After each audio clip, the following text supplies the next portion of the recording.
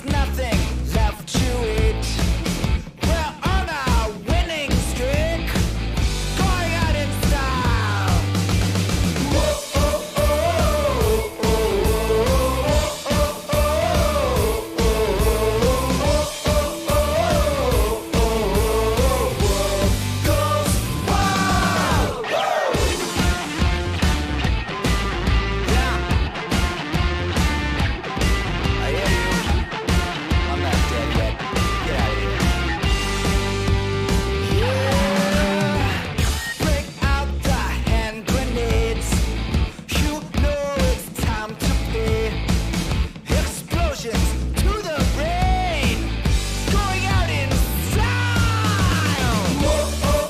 Hey everybody, today we are debating whether or not there is good evidence for God's existence, and we're starting right now.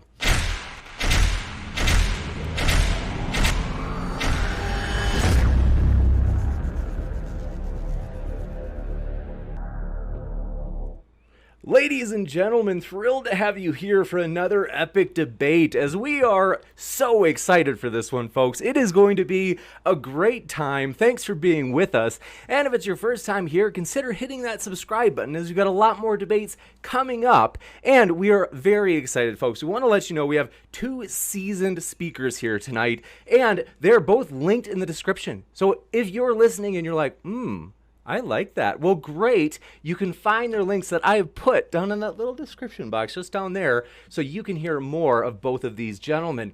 And also, folks, want to let you know we are a neutral channel, so we have no position. We are basically just saying, hey, we want to give people a chance to talk no matter where they're coming from. And so we want to let you know, whether you be Christian, atheist, Republican, Democrat, no matter where you're coming from, we hope you feel welcome here. And with that, let me just give you the quick format for today, and then we'll get the ball rolling quick here. So we are going to have 15-minute opening statements, just letting each speaker kind of make their general case or position. And then we're going to have 60 minutes of open conversation, followed by about 40 minutes of Q&A. So if you happen to have a question during the discussion or during the speeches or during the Q&A, feel free to shoot your question into the live chat.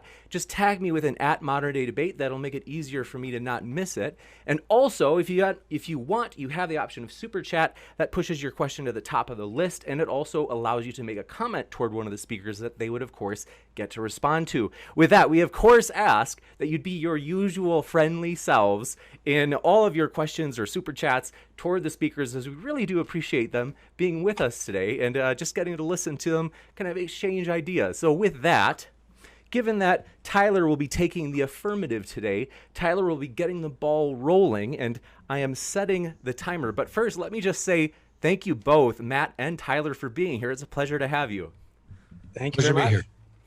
Absolutely. So I have the timer set, Tyler, and the floor is all yours. Thanks again for being here. Thank you for having me. So today I'm going to take the question of the debate in its broadest sense, one that I hope Matt would actually agree with, and that is whether or not there is any good reason to believe in God. To begin with, I will answer this question as to why I think belief in God is reasonable. That is, why there is good evidence to believe that we live in a God-full rather than a God-less cosmos. I will then respond to common atheistic objections to this position from commonly held epistemic standards. Also, as a matter of preface, let me start by saying that I'm not attempting to appease the logical positivists and the empiricists in the audience. This is because those who think that we should try and only accept and believe what can be empirically or scientifically verified are not only accepting and believing a standard that cannot itself be empirically verified and thus inherently contradict their own stated evidentiary standard, but also they make a simple category error in their demand for exclusively empirical evidence for what would be, if true, a non-natural fact. So let me first state that I simply reject the demand for me to play on their epistemological field with their specific evidentiary constraints, much to their chagrin, I'm sure. Now, to my positive case for God.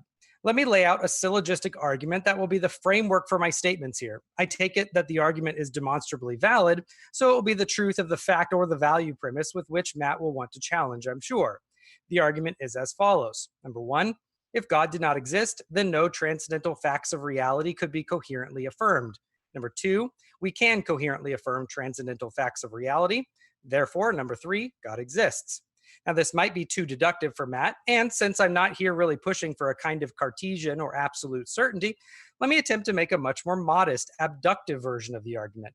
And that's merely that if we can coherently affirm transcendental facts of reality, then it is most plausibly because God exists. A transcendental fact, not to be confused with transcendent, are facts that are preconditions for rationality. That is, in order for people to be reasonable, to use reason, or to reason about things, these facts have to exist and be true for that to be the case. Some examples would be the laws of logic, a disambiguation between the one and the many, the reality of the external world, the effectiveness of mathematics, the reality of the past, and so on. Now, we all agree on the fact that we can reason. That's a functional common ground that we all share. If Matt and I didn't believe that, we wouldn't be here, and you all probably didn't come to see two men just sit here and emote at each other. The question is not if we have this common ground, but on what basis this common ground could exist in reality. The answer is transcendental facts. And these transcendentals that ground our ability to reason abductively entail certain other facts about what kind of explanations that they themselves might have. Let me use the laws of logic as an example of abduction from a transcendental fact. The laws of logic have the qualities of being transcendent, objective, timeless, spaceless, immaterial, abstract principles of true thought. To deny any one of those attributes is to effectively throw logic and any process or method built on them, like science, out the window. Why? Well, imagine that I said logic wasn't necessarily spaceless.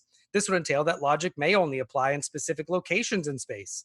A person may then arbitrarily say the law of non-contradiction is true on Earth, but not in orbit around Alpha Centauri. Not only would we want that person to justify such a radical claim, ironically by employing logic itself, but it would make the use of logic variant and violable. So imagine that some atheist named Joe believes that the concept of God entails a logical contradiction. Well, if logic were viable like this, it would mean that belief in God would be irrational on Earth, but potentially not irrational in orbit around Alpha Centauri. The same goes for the other attributes. Just consider for yourself what it would mean for the law of identity to be material. Or what about time bound? Could it be a contradiction? Could a contradiction be irrational today, but rational tomorrow? What about if the laws of logic are objective or conventional? This is a big one. Well, if there's something that we as humans invented merely to help describe the world, this would mean that they are true. This would mean that they aren't true, that they just be useful fictions, sure, but still fictions. The implications of this are horrendous. Think of our atheist friend Joe, who thinks the concept of God violates a logical convention and therefore shouldn't be believed. Well, imagine some group of theists came to agree with Joe that the God concept entailed a contradiction, and so just invented a new convention that overcame Joe's objection, or just scrapped the laws applying to God in the first place. Why ought the group of theists be subject to the man-made convention over another? They wouldn't. But Joe would expect almost certainly that they would be rationally blameworthy for that. That is, he would expect that the standard be applied not as a convention, but as an objective standard that they must subject themselves to in order to be rational. Joe wouldn't think himself a conceptual imperialist, imposing one possible convention on others. Joe would consider this to be the way the world really is, more so the way the world really, really is. And I think Joe is right. Moreover, the laws of logic are transcendent, and here I do mean transcendent, not transcendental, that they exist outside of the bounds of the natural cosmos, be it the universe or the multiverse, or however you define it. Why do I think this? Because if they were a feature wholly within the cosmos, then the cosmos itself would not be subject to them. This would mean that it could be the case then that the cosmos exists and doesn't exist at the same time and in the same way. Now, unless one wants to commit themselves to affirming the possibility of contradictions like that, it seems necessary that the laws of logic be transcendent. So what then do we have? A transcendent realm of objective, absolute, timeless, spaceless, immaterial, abstract principles of true thought. Remember, the laws of logic are rational principles. They're not laws of nature like gravity or motion. They are principles which ground, frame, guide, and correct thinking via proper inference. When we ask then what the possible basis for them could be, we categorically have only one real feasible option: a transcendent, objective, absolute, spaceless, timeless, immaterial, omni-rational personal mind. Why do I say this? Well, let me get some help from atheistic philosopher Thomas Nagel, who wrote an interesting book some years ago called Mind and Cosmos, where he argued that the epistemological program of naturalism has failed and failed miserably, And so Nagel proposed a new kind of way to understand the world, a kind of non-theistic Neoplatonism. His argument is basically, well, we have all these fundamental transcendental facts of reality like logic, intentionality, persons, minds, etc., which naturalism fails to account for, and theism can account for them, but we can't let theism be true. So maybe it's this Neoplatonic realm of abstractions. Nagel just arbitrarily doesn't allow the theistic explanation, but just as a matter of incredulity and not for any fact of consistency or coherence or evidence, just because.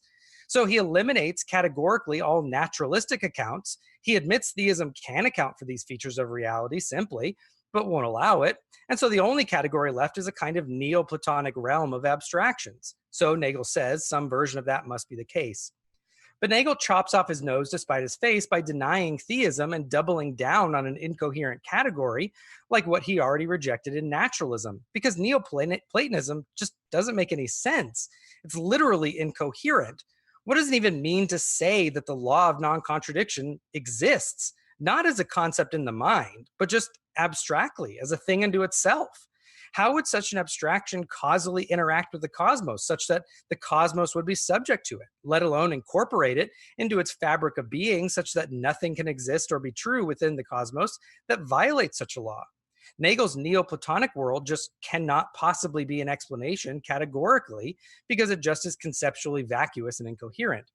However, we do understand what a law of logic is conceptually as a principle of true thought within a mind. And further, God as a person with intentionality and authority can create, impose, and enforce on his creation these concepts such that we have a logical world. So this overcomes the causality problem inherent in the abstract objects of Neoplatonism.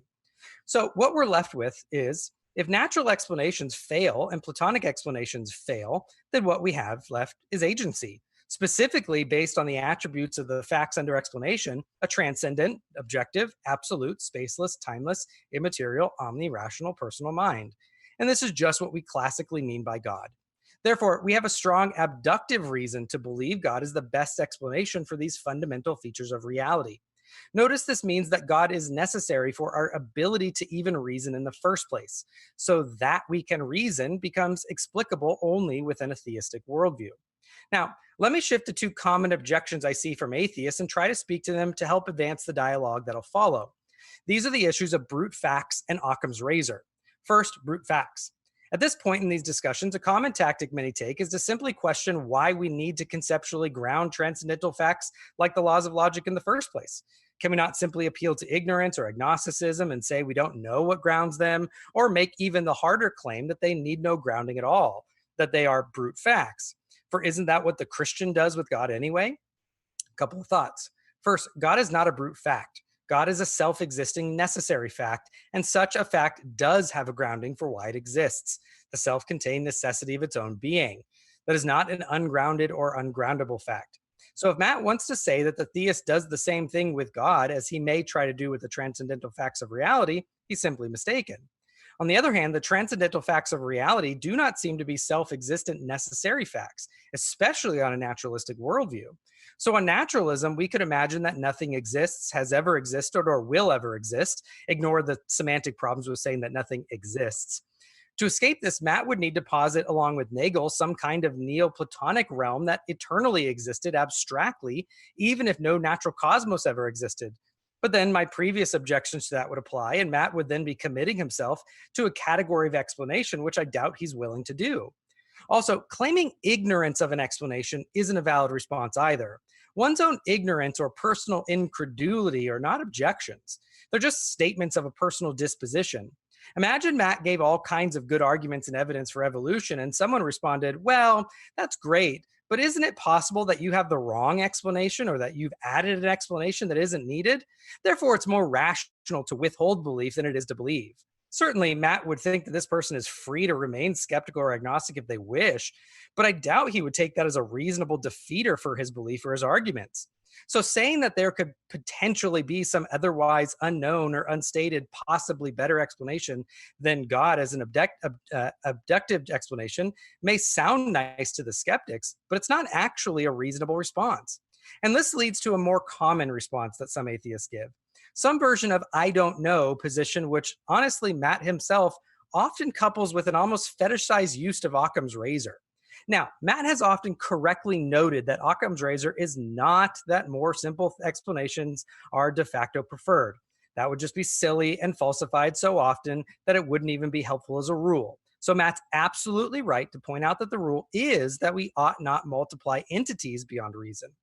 But I've argued, I hope successfully, that positing God as an abductively best explanation is not only not beyond reason, and in fact is the most reasonable explanation for logic and our ability to reason itself, but it also does not multiply entities or explanations, since it only posits one. Remember, we're seeking an explanation for various transcendental facts, and the Christian posits a single entity as an explanation for all of them. The atheist, however, would either need to deny explanation and appeal to brute facts, which I showed already doesn't work, or he would need to come up with some explanation for these transcendental facts by appeal to explanations that are not God. The atheist simply doesn't have a single possible candidate for all of these features, and thus would necessarily multiply explanations up to potentially one for each individual fact, possibly dozens, while again, the theist would still only have one. In addition to this, when we're exploring what makes a robust and rational explanation, simplicity just isn't the only metric. There are numerous other explanatory virtues. There's internal coherence and consistency, the lowest level of ad hocness, explanatory power, and explanatory scope, to name a few.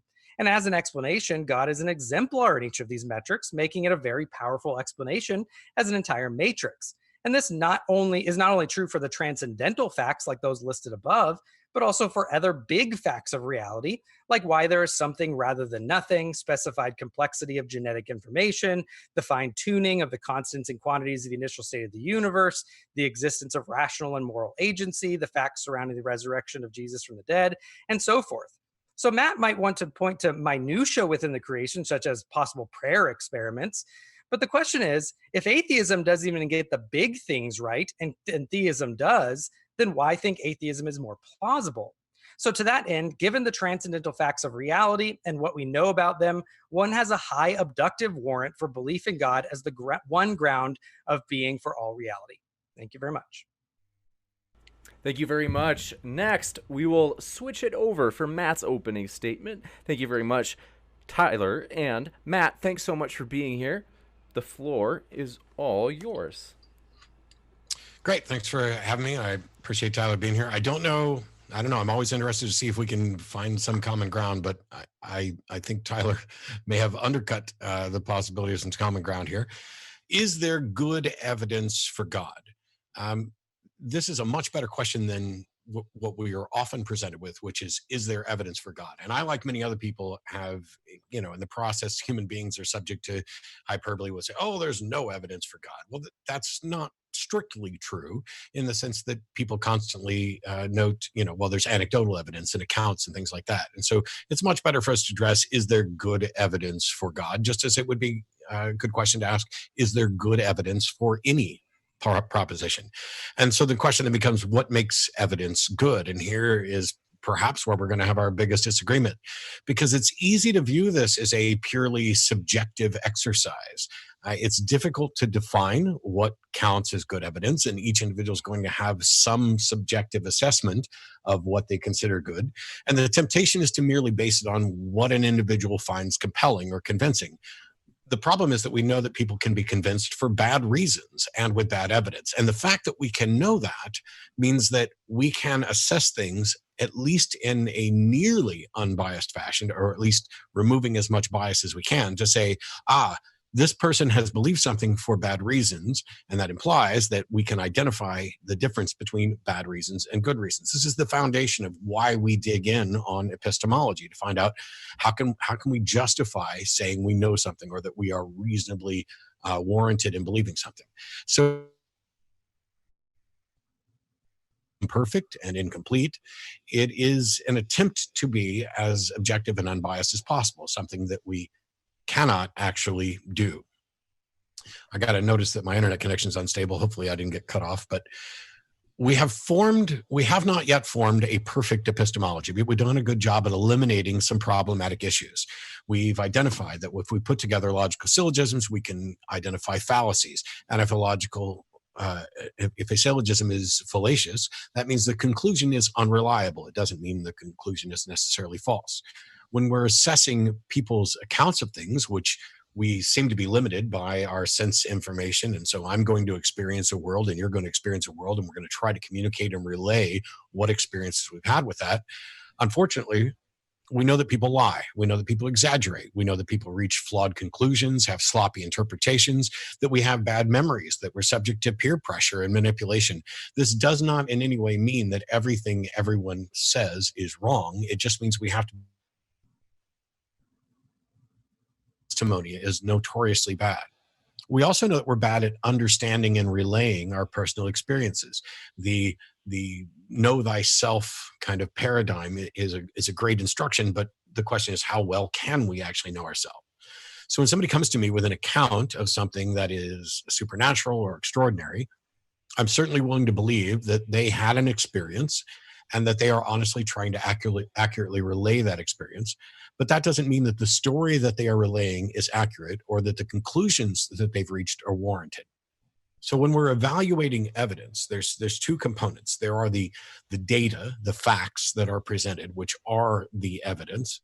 And then there is the assessment of those to determine the quality and quantity of that evidence, and does it rise to the level of warranting belief in the proposed explanation that the evidence is for. So when the question of this debate is there good evidence for God, I have to look at this as if what are the points of evidence, and does this reliably point to the proposition that a God is the explanation?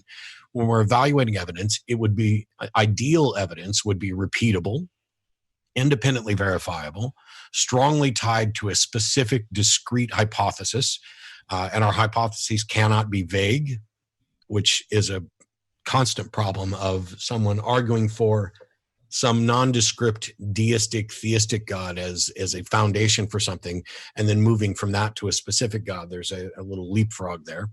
And ideally, it should be falsifiable. There should be some way to demonstrate that if this were not to be the case, to show that it is in fact not the case. The closer our evidence is to that best standard, the more reasonable it is to consider it good evidence. So, for example, if we're talking about something like causation, we tend to look for causes that are both necessary and sufficient. And amongst a potential set of causes, we look for causes that are proximal, both with regard to geography and time. We shouldn't rely on the butterfly effect, no matter how intriguing of a proposition it is, to trace causes back and back and back and say, oh no, this isn't Matt's fault. This is Matt's great-great-great-great-grandfather's fault, or it's the fault of a lizard in Matt's backyard that did this, that put him in this particular mood that led. We go for proximal causes. So when we're talking about evidence for a proposition, what we're doing is something far closer to determining causality, even if it's not a true causal relationship. It often is the case when we're looking at the evidence and then finding what the evidence points to. That's what we're claiming the evidence is for. So if we find a dead body and we start gathering evidence, those data are important. But the narrative we derive from that evidence is what we're talking about when we say evidence for a proposition, the proposition being, here is the individual who committed this murder, or the way in which they committed this murder. There's an old adage that, when you hear hoofbeats, think horses, not zebras. But we know that's not always true, because we know that zebras exist as well. And that sort of abductive reasoning about trying to come up with the most likely explanation is at best spurious and or unreliable. And so we're just saying, hey, we have some reasonable confidence that if I'm in Texas and there's hoof prints, it's probably going to be a horse, but it could possibly be a zebra. The thing is, could it also be a centaur or a minotaur or a unicorn? Hey, unicorn. Extraordinary claims require extraordinary evidence, both in quality and in quantity, and something that points to a discrete, for example, unicorn hypothesis. Unicorns, by the way, aren't really outlandish, extraordinary creatures when you just consider the physical attributes. Essentially, we're talking about a horse with a horn. That's not only plausible, it wouldn't be all that surprising to find that, there are other horned animals that are closely related, that at some point there was something horse-ish-like with a horn, or that we might find something like that. It's the magical properties of the unicorns that move us well into the extraordinary. We aren't aware of a horse with a horn right now, but the hoof prints of a horse would certainly be consistent with a unicorn. And it's a mistake to say, here are hoof prints. This is consistent with a unicorn. And that somehow demonstrates the likelihood or the plausibility that there is a magical creature that is attracted to virgins and lives in the wood and whose horn has magical healing powers or whatever else we're going to attribute to a unicorn. It's not enough to claim that the evidence is consistent with the hypothesis. It has to be discreetly tied to the specifics of the hypothesis. And if we don't begin with a specific hypothesis, then we're already beginning with vagaries that can lead us far astray. Hoof prints are consistent with both horses and unicorns, but even if we found a horse with a horn, that doesn't confirm the other claims about unicorns. So what about gods? What do we know about a god? What hypothesis can we have about a god that would allow us to set it up as some sort of discrete hypothesis that things can point to? Quite often, we don't get anywhere near a robust definition of a god. What we get is something vague or generalized, the god of classical theism with its various omnis, or some kind of abstract thinking mind that serves as a grounding for something, or the vague creator of order or the universe. And this plays itself out in conversations that I've had many times, which is like somebody's like, oh, look at the trees, as if looking at the trees is evidence for God, or look at order in the universe, or look at the laws of logic. And we get to a point where we have something for which we would like to have an explanation. We don't necessarily have an explanation. We can't come up with a better explanation. And then people go leaping towards a God. Oh, well, how are you going to ground your morality? How are you going to tell it, reason reliably unless there's some God serving as a foundation for this? There must be something nondescript at the beginning. Personal accounts and testimonials are often also used. It certainly counts as evidence. The problem is that you can accumulate as many of these as you want, and you don't get to the standpoint where we have good evidence to believe something. Personal accounts of things like, well, God delivered me from alcoholism, and I certainly couldn't do it on my own, fall into the Dumbo's magic feather category. How do we know that, in fact, you could not do that on your own? How do we know that a God intervened? What do we know about a God, and how do we infer what it can or cannot do? How do we know what it wants or what it does? How can we tell if it's interacting with reality at all? If people look at and interpret things within reality as if it comes from a God, how can we show that there's a strong tie from the observed evidence to the discrete proposition? If we go to abductive arguments, we have to have a way to determine a list of candidate explanations and to understand that we have ruled out certain explanations so that we know we have a candidate list that is as close to exhaustive as we can get. We have to have a way of determining which of those is more likely. We can't just say, oh, well, we haven't come up with a naturalistic explanation, and therefore this justifies us leaping to supernatural explanations.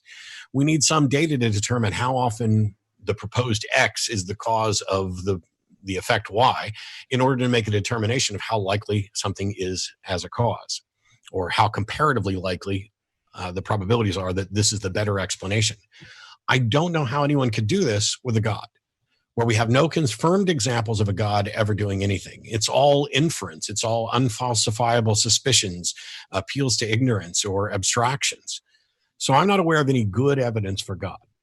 I'm not aware of anyone demonstrating that there even could be good evidence for a God or for anything supernatural. We don't have a mechanism by which we could explore supernatural causation or intervention. We don't get to just say, hey, we haven't found a natural explanation for it, so therefore my supernatural explanation is possible, plausible, likely, or proved. The entire history of apologetics is one of trying to mold arguments and evidence to the conclusion that someone has already reached, an attempt to prop up a God hypothesis that is ill-defined, malleable, and unfalsifiable. Is it more likely that we're desperately trying to ease our discomfort with not knowing, or that there is in fact a God who's playing an amazing game of hide and seek, playing favorites with private revelations, and staring at a world that has no coherent model of who that being actually is? If there were a God, that God should be able to easily provide good evidence. And by that, I mean evidence that nearly anyone would consider good evidence. We wouldn't have to have any discussion about whether or not, we're not going to be able to provide empirical evidence. We're not going to be able to provide material evidence. We're not going to be able to do this sort of testing. We wouldn't have to have an argument about what qualifies as good evidence. If there were, in fact, the kind of omni God or the classical theism God that Tyler and others are advocating for, there would be no need for a debate. Suggesting that good evidence already exists is essentially suggesting that non-believers are a mix of unintelligent, dishonest, or delusional. And while that may be true for some, it certainly doesn't ring true in the larger sense, especially when you consider that the proponents of the purported good evidence gods don't seem to agree on what the evidence is, or what it means, or what God it points to, or the characteristics of that God. And many believers scoff at the very idea of providing evidence for a God and suggest that it's merely a faith-based position that cannot be proved. So while I was interested in hearing what Tyler would consider good evidence and whether we can come to some agreement on how good it is or isn't, it seems that we've started off with, hey, I'm not going to be providing anything that Matt or other people would actually consider good evidence because this thing is in a different category. And that's absolutely fine to say that it's in a different category, that it doesn't fit in with these particular rules. But then you have to come up with a mechanism by which you can show that the evidence you're presenting counts as evidence and not just inferences, because you want there to be some grounding or foundation for something that you haven't even demonstrated has one. Just that if it doesn't have one, oh no, we can't count it reliable. Because if God serves as the foundation for logic, and God can, as Tyler said, create these laws, then it would seem reasonable that God could then change these laws, which means there is no reliable grounding there either. That the only thing you have is confidence that, hey, there's a God as a foundation, and he's not going to change this stuff.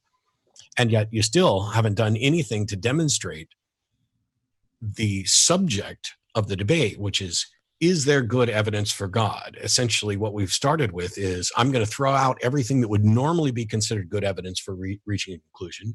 I'm going to deny your epistemology. I'm going to then insert an abductive argument, because that's what will work best for the thing that I'm trying to argue for. And, this is why I think we may be stuck, because whether or not Tyler or somebody else accepts that, I cannot accept that as good evidence. You bet. Thank you very much, Matt, for that opening statement. Now we will go into the 60 minutes of open conversation, setting a timer just to be sure we stick with that 60 minutes, and then we'll go into the Q&A. So, gentlemen, thanks so much again for being here, and the floor is yours. You want to start? Or Yeah, sure. A couple thoughts. I mean, I was trying to frantically write down as much as I could, because there was a lot of I don't mean this in a bad way. There was a lot of kind of scattered thoughts that I'm not sure I heard an actual argument all the way through. The first half, I'm not sure I really disagreed with much. Besides the implication that you wanted to draw from it of a kind of logical positivist empiricism, the use of logical fallacies and reasoning and all, there's not much that I disagreed with. What you're doing is, what it seems to me that you're doing is kind of like playing, I don't mean this pejoratively, it's kind of like playing fetch with the dog, where you throw a ball, the dog go gets the ball, and I'm saying, okay, I threw the ball, and you're saying, but that's the ball, and I say, great, but I threw you the ball, and you say, but that's the ball, and I say, great, but I threw you the ball, right? So you're pointing to that common ground of reasoning and logic in the process. And my argument is, okay, that's all well and great. That's the common ground I conceded. The question is, what is the possible foundation for those?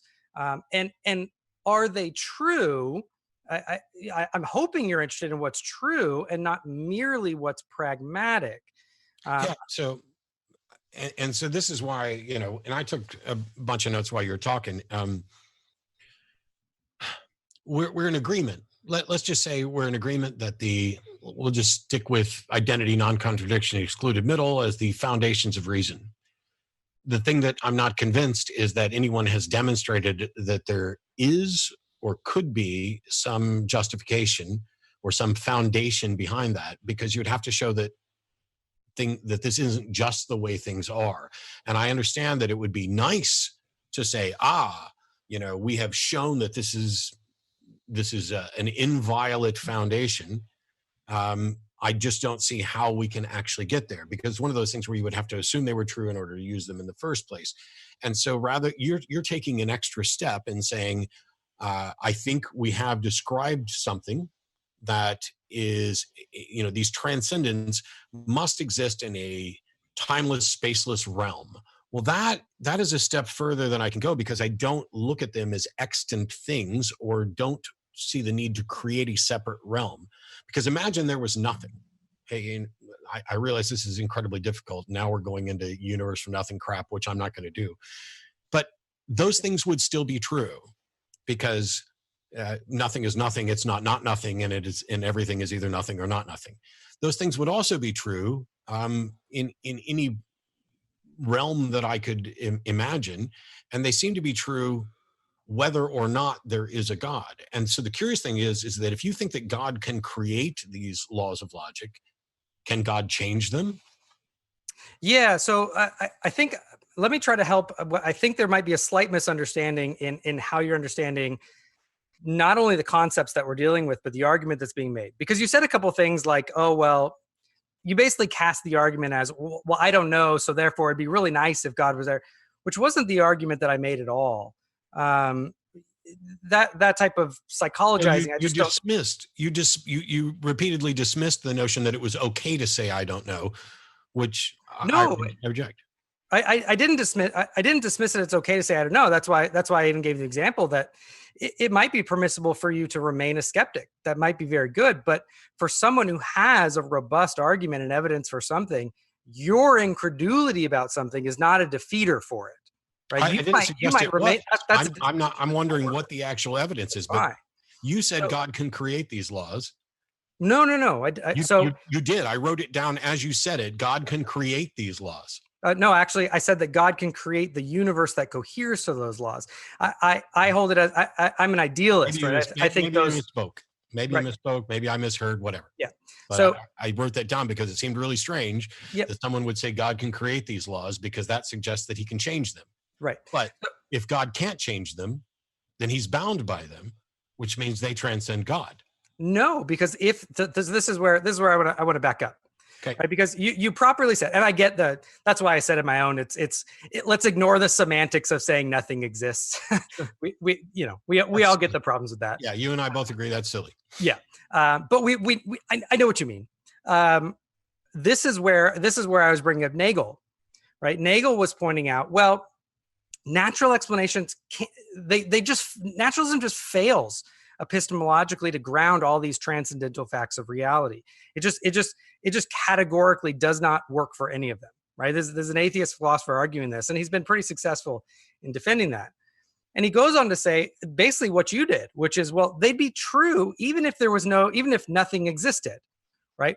Which is why he's stuck saying, and I was interested to hear you admit that, because that effectively is, I think, whether you're comfortable with it or not, that effectively is that kind of that non-theistic Neoplatonism, where you have this realm, quote unquote realm. It's not a spatial place or anything like that, of these abstractions that just exist as truths. They just exist as these propositional abstractions. But in Neoplatonism, the question that I have, and one of the arguments that I made for why it's true, remember, I'm not just saying, well, we don't know, therefore God. The argument is, we know what it means for these conceptions to be true as concepts in minds. We 100% know what that means in 100% of analogous situations. We know what it means for these to exist abstractly in minds. It's conceptually incoherent to say that they simply exist, that the law of non-contradiction just exists in and of itself. So first of all, I have a problem when we start saying exists, because I view these as descriptives and not prescriptives. They are a description of the way things are. The issue that I have is, while we have an understanding of them, I don't see that we have an understanding of whether or not they require some foundation, or what that foundation could be, or why. Because if all we're saying, it's like saying, and we'll ignore the semantic portion of this. In base 10, what we mean by 2 + 2 = 4 is true. It doesn't mean that math requires some grounding or foundation, something to guarantee that this is inviolate. As a matter of fact, math is deductively derived from identity, non-contradiction, excluded middle. That's as far back of a foundation as we can possibly get. And so the very notion that these could be otherwise seems absurd. But when we look at it and say, we understand these, therefore, what is the foundation behind them? Or what is the reason that they are true? I don't know that that is even a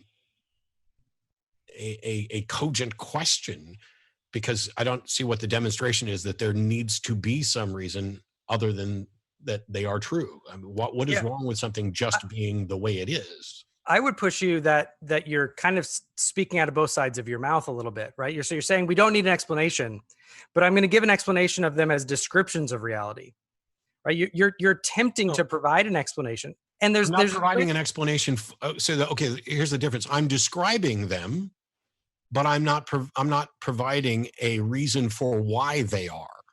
You are. The way. So you said that they're simply descriptions of reality, which I would then press also, because you said even if reality didn't exist, they would still be true, but there'd be nothing for them to exist. There'd be no descriptions if nothing was there to describe. So that's already strange. But I would say, actually, you are trying to ground them. You're saying the ground of their truthfulness as descriptions just is that reality has this isness. No, I'm saying, how did you rule that out? So when we're going through for even for an abductive argument, we look at all the possible things. One of them is that this is just the way things are, and they don't require a justification or foundation. So a faith-based fact. And the other one is that they do. And so I don't know how you ruled out that they just are. I'm not saying that they just are. I'm saying I don't know how that was ruled out. Well, I mean, I don't have enough faith to believe that in brute facts. It's just there's no evidence. It's just a brute fact. But beyond that, the reason for that is because that means that these laws of logic are. Remember, I went through all those attributes. That would mean they're contingent and arbitrary, right? This is when you go to. Well, that means if they are descriptions of reality. Not okay. When I say descriptions of reality, they are descriptive of everything, including nothing. Not just the reality that we experience. This is why the laws of logic are viewed as universal and inviolate. That even in the absence of our universe or in some other universe, these things would all still apply. Well, I'm not sure that actually follows, and I'm not actually sure that there's descriptions of nothing. That nothing has no attributes to describe. I get it. I'm just saying that you can't even do it. Okay, here's a big nothing. Now let's see if we can come up with an abstract concept. You can't, because there's no mind there to even process this. But if there was a mind, but it's all grounded. No, because you can do this in the sense of like in a theory of mind, where you can say, if there was this situation, this thing would still be true, that nothing would still be nothing and not nothing. But notice now you've doubled down. You've made them now doubly contingent. So not only would they be arbitrary, they're now contingent upon this conditional thought experiment that you have. They're not contingent on that. That's just how I'm using it. So can we not use thought experiments to reach a conclusion? I'm not saying that the laws of logic are contingent upon this. I'm saying that when we think about these and we imagine a scenario, like people will email me on occasion. Maybe this will clear it up. People will email me on occasion and say, "Oh, well, the laws of identity, non-contradiction, excluded middle are violated by quantum mechanics and quantum indeterminacy." And my response to them is always the same: no, they're not. Right. Because they don't tell you anything about the features of something or the properties of something.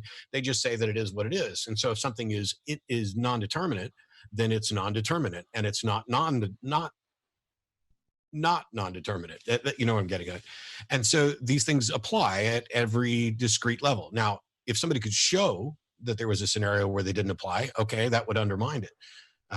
But that doesn't explain why they couldn't just be the way things are, why there needs to be an additional foundation.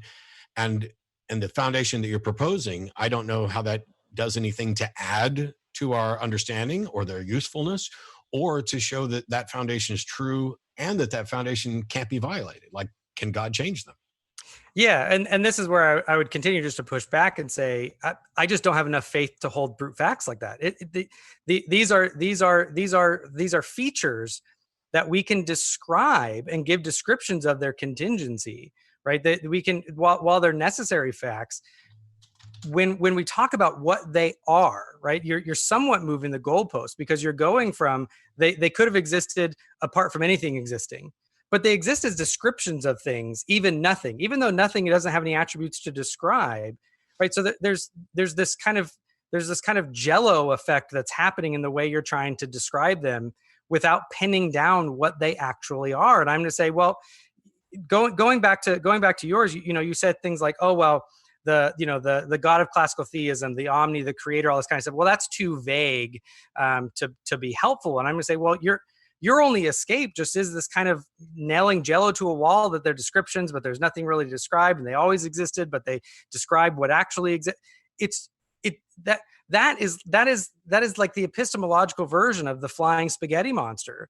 It's just all over the place. It's just whatever you want to describe the attributes are in the moment for who you're ever talking to avoid the burden. It's not helpful in that as a rejoinder to the argument that I've actually given. So the big difference, so that's not remotely what it is. The big difference here is that I'm not offering an explanation for the laws of logic. I'm not even saying that they don't require one. I'm saying that nobody's made any demonstration that they do require one or do have one. You are offering one up, and when I challenge you on this, you're just like, well, I don't have enough faith to hold to brute facts like that. My position, in getting to what you suggested earlier, is the one that is multiplying entities the least. I'm not proposing here is the foundation for the laws of logic. I'm saying you're proposing a foundation for the laws of logic, and I don't see that we've even made a case that they can or should have a foundation. And when I point that out, you're just like, well, I don't have enough faith to hold to brute facts. Well, I don't have enough faith to just say, okay, if we don't know something and there's no demonstration that we do, or that this thing has an explanation that is approachable and reachable by us, that I should just go leaping towards one because somebody claims, oh, well, it must be timeless, spaceless. And we've proposed this being who's also timeless, spaceless, for which we have no good evidence, which is the whole point of this debate. Is there good evidence? And you just started off by saying, well, we're not going to talk about that kind of evidence. Yeah, well, we're going to talk about this other thing. Yeah, I can get that. I mean, part of me, your response just largely begs the question. It says, I don't accept your argument as true, because I just don't accept your argument as true, because, I don't accept that this is a good explanation for something, because I don't think that there's a good explanation for them having an explanation. But that just begs the question of the falsity of the argument to begin with. So you're Wow. you're somewhat moving in a circle in that sense. But we can go to evidence, right? We can go to the reason why I'm simply not going to play on the logical positivist ground. Okay, I don't know why you keep going to logical positivist. I don't know what that has to do with me, but okay. That's the standard of evidence that you've stated so far. It's a neological positivism. This has been a common critique. I'm sure it's not the first time you've heard it. The reason why, if you don't like the label logical positivist, you should understand then why I say that I'm not going to play on the logical positivist ground, right? If you're going to say I'm not a logical positivist, right, then you should have no problem with me saying I'm not going to play on a logical positivist ground, because you are not a logical positivist then. So Is that correct? No, you're not. The issue is that you keep going to something rather than having a conversation about what I've actually said and what my actual positions are. You're going to toss out, oh, I'm not going to play on the logical positives ground. Well, I don't know whether or not what I'm saying qualifies under your understanding of logical positivism or not. I'm just talking about, when we're talking about having the best epistemology, when we're talking about having good reasons for something, there are some things that it's the reason courts don't allow spectral evidence anymore.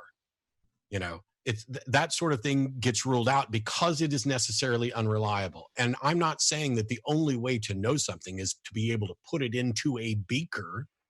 I'm fine with reasoning and arguments that are backed up by evidence, but I'm going to need some sort of empirical evidence at some point in this chain in order to ground it. Now, if you want to talk about, I don't need, so 2 + 2.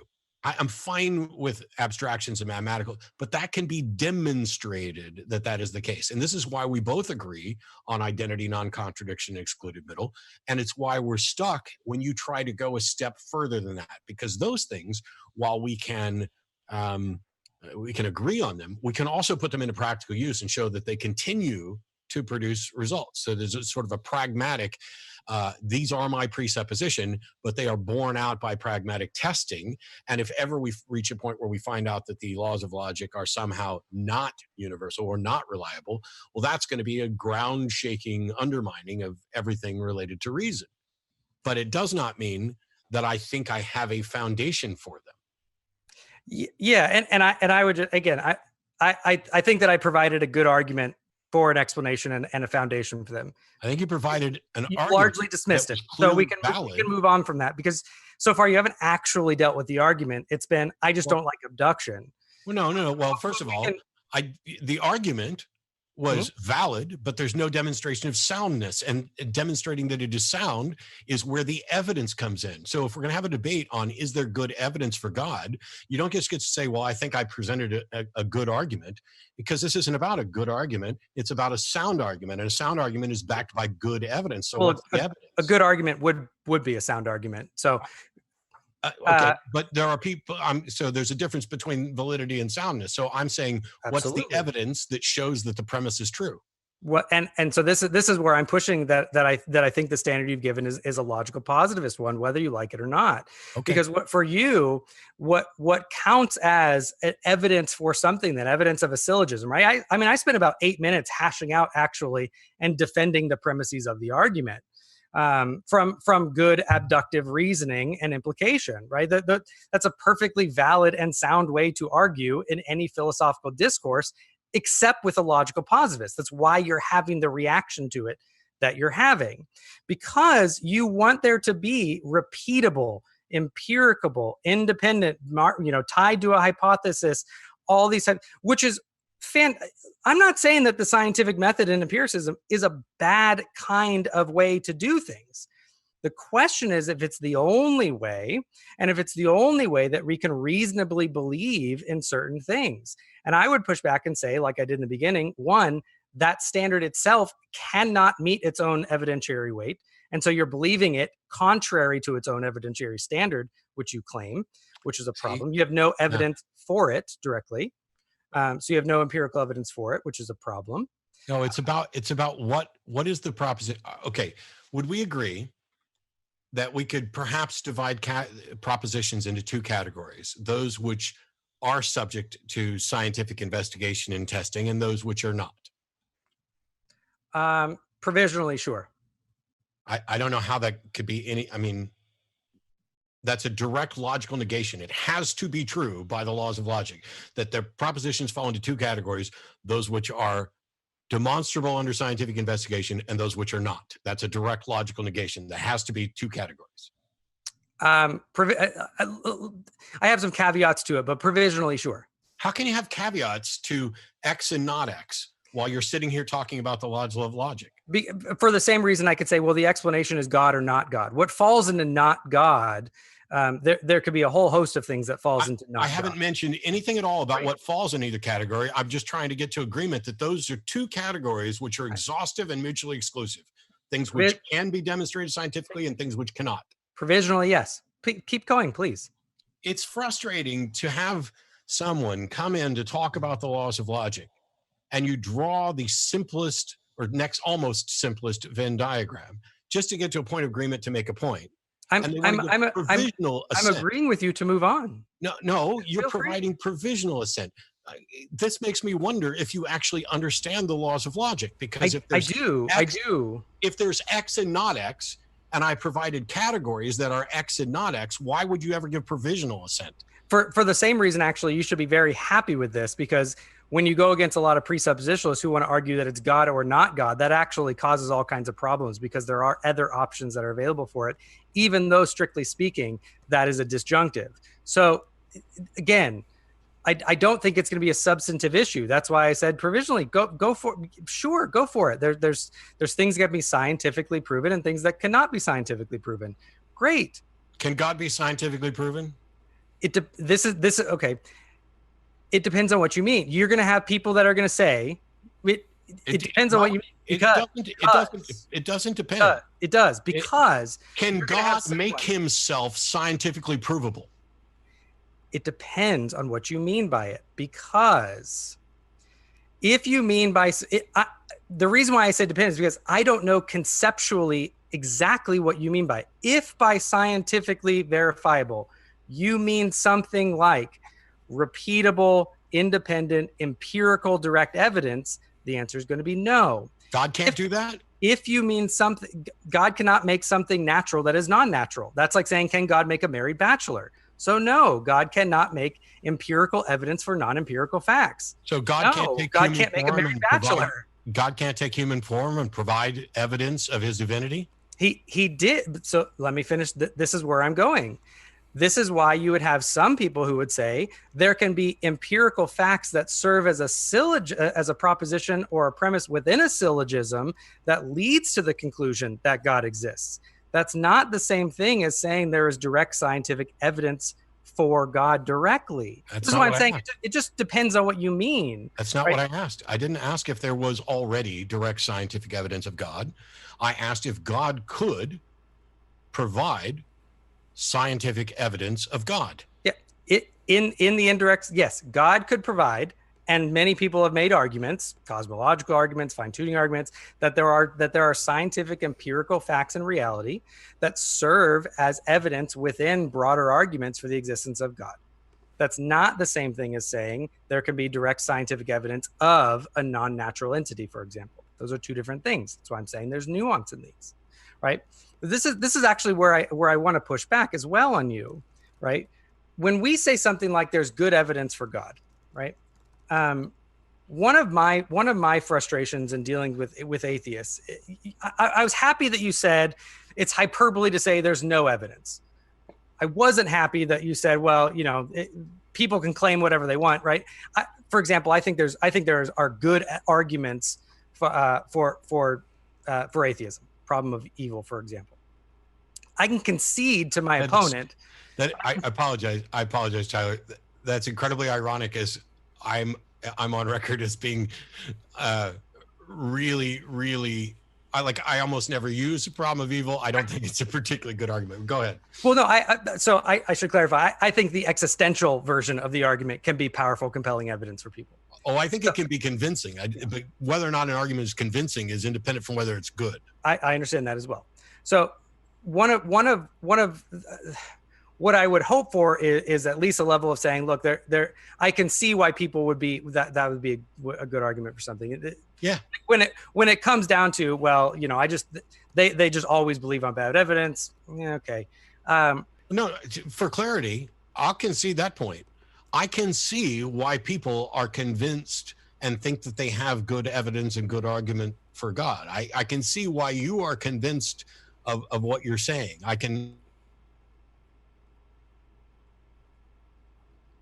may be wrong about the reasons why you find it compelling, but I can at least see that. Okay. So one of the frustration that I have is then when I push back and say, okay, let's go tabula rasa, right? Let's pretend, let's go wholly on your evidentiary standard, right? Let's go repeatable, independent, tied to a hypothesis, can't be vague, and it has to be falsifiable. For those things so I'm not talking about abstractions. I'm not talking about, okay, go ahead. Good.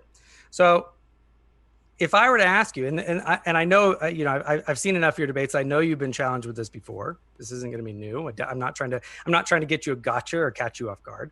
But I honestly didn't like your answer then. So I'll see if over the years it's gotten better. Is what evidence, right? So what evidence would falsify your epistemology or serve as what you considered good evidence for God? If, and you can correct me, this is something that I think is built into your system. Please correct me if I'm wrong. I think that built in there, because you said things like extraordinary claims require extraordinary evidence, which I think is not true. But wow, if you think that a natural explanation is always intrinsically more plausible than a supernatural explanation, because we have direct evidence of other like natural explanations, and on your view, we have no direct evidence of supernatural explanations. Right? That seems to be an assumption. It's a very Humean assumption, that natural explanations are always intrinsically more plausible than supernatural ones. All right. My question then is, what actually would qualify as good evidence that you would accept for the existence of God that could not simply be dismissed by saying it could be aliens, it could be our minds deceiving us, we're pattern forming, it could be anecdotal, right? It could be quantum weirdness, or, and you brought this up, or I don't know why, that could just be the way the natural world is. Right? If all those are more plausible in your epistemology than God did it, what evidence could ever be counted that would falsify your epistemology? Sure. So there was a lot early on that got confused. So I'm glad you got around to the question of what it was, because you started off with what would falsify my epistemology, what would prove God. Then you went to natural explanations are intrinsically more plausible, and you don't think extraordinary claims require extraordinary evidence, which is bizarre. So I hope that we can get back to that at some point. The answer that I gave, which you're not going to like, but I'll expand on it a little bit more, is I have no idea. Mm-hmm. But if there is a God, that God should know exactly what it would take to convince me, what it would take to convince anybody, and should be capable of doing so. It would be arrogant of me to think that I can tell the difference between a God and something that is so much more powerful or has a better understanding or is able to manipulate physics and do delusions. However, this is why I asked about whether or not God was capable of making himself scientifically verifiable. Because if he's not, then we're stuck forever. And if he is, then why hasn't he done it? To do this sort of thing where he like presents himself in some sense that is undeniable, verifiable, it's not a problem that I don't know how that can be achieved. It's a problem that it hasn't been achieved, because I'm not the one claiming godlike understanding of the universe. You're claiming that there's a God who has that understanding. And so if there's a God that can demonstrably provide evidence of its existence in nature in such a way that I would no longer be able to say, hey, how do I know this isn't aliens? Or how do I know I'm not delusional? Then that is something that should have happened. But to suggest that my position on this of not being so arrogant as to think that I could rule out delusion or technology or whatever else is somehow problematic with my epistemology is fundamentally flawed, because now we're in this position. We're in this position because you think there's a God who created me, who gave me a mind and placed me in a universe where we cannot rule out those things. Well, no, because you're basically what you said was, we're stuck forever, but that just assumes your epistemology. I don't think we're stuck forever, because I'm not a logical positivist. How did you rule out delusion? Have you had an experience with a God? Have I had an experience with a God? I'm going to say yes, but probably not what you're thinking. I'm not thinking anything, because people are. I want to continue my question though, because this is why I don't like your answer, because you set up your epistemology as basically the scientific method, effectively, right? Would you ever consider a good scientific methodology to say my thesis must be falsifiable, but I have no clue what the hell would falsify it?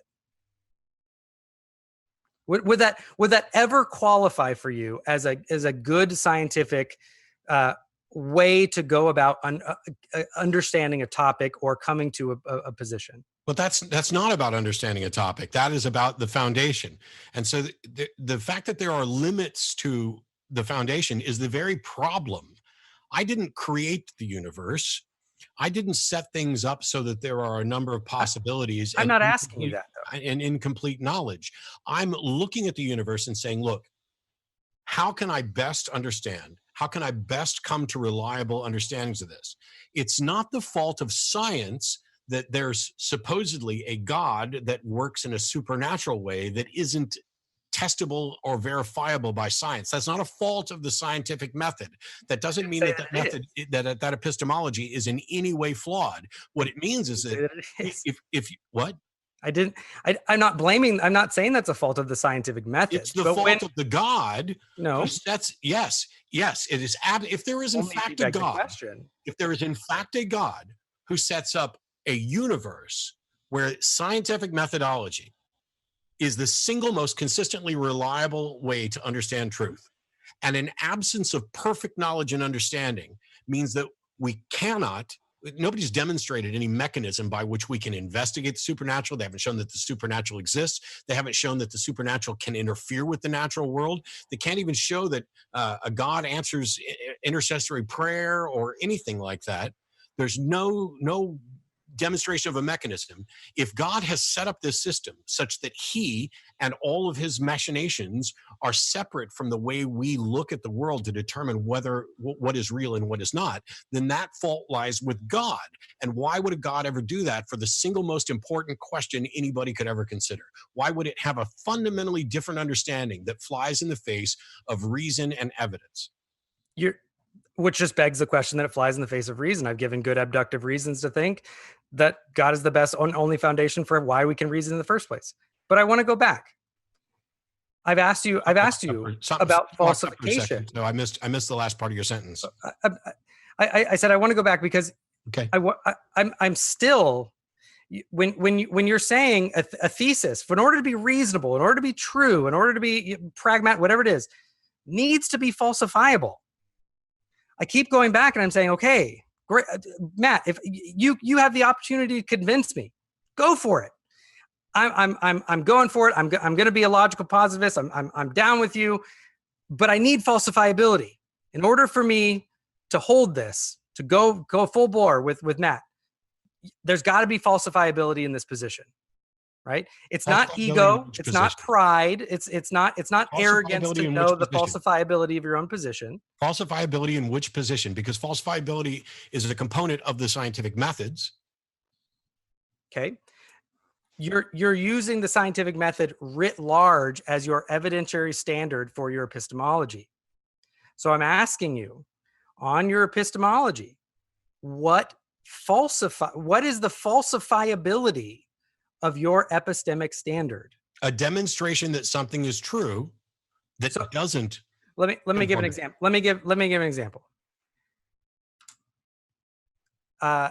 Roger Penrose calculated that the chances of the cosmos, the galaxy, reorganizing 100% of its particles is about 1 × 10⁸ power, right? That's the chances that the galaxy will just randomly and spontaneous reorganize all the particles, which is somewhat terrifying, even though that's, really beyond mathematical possibility.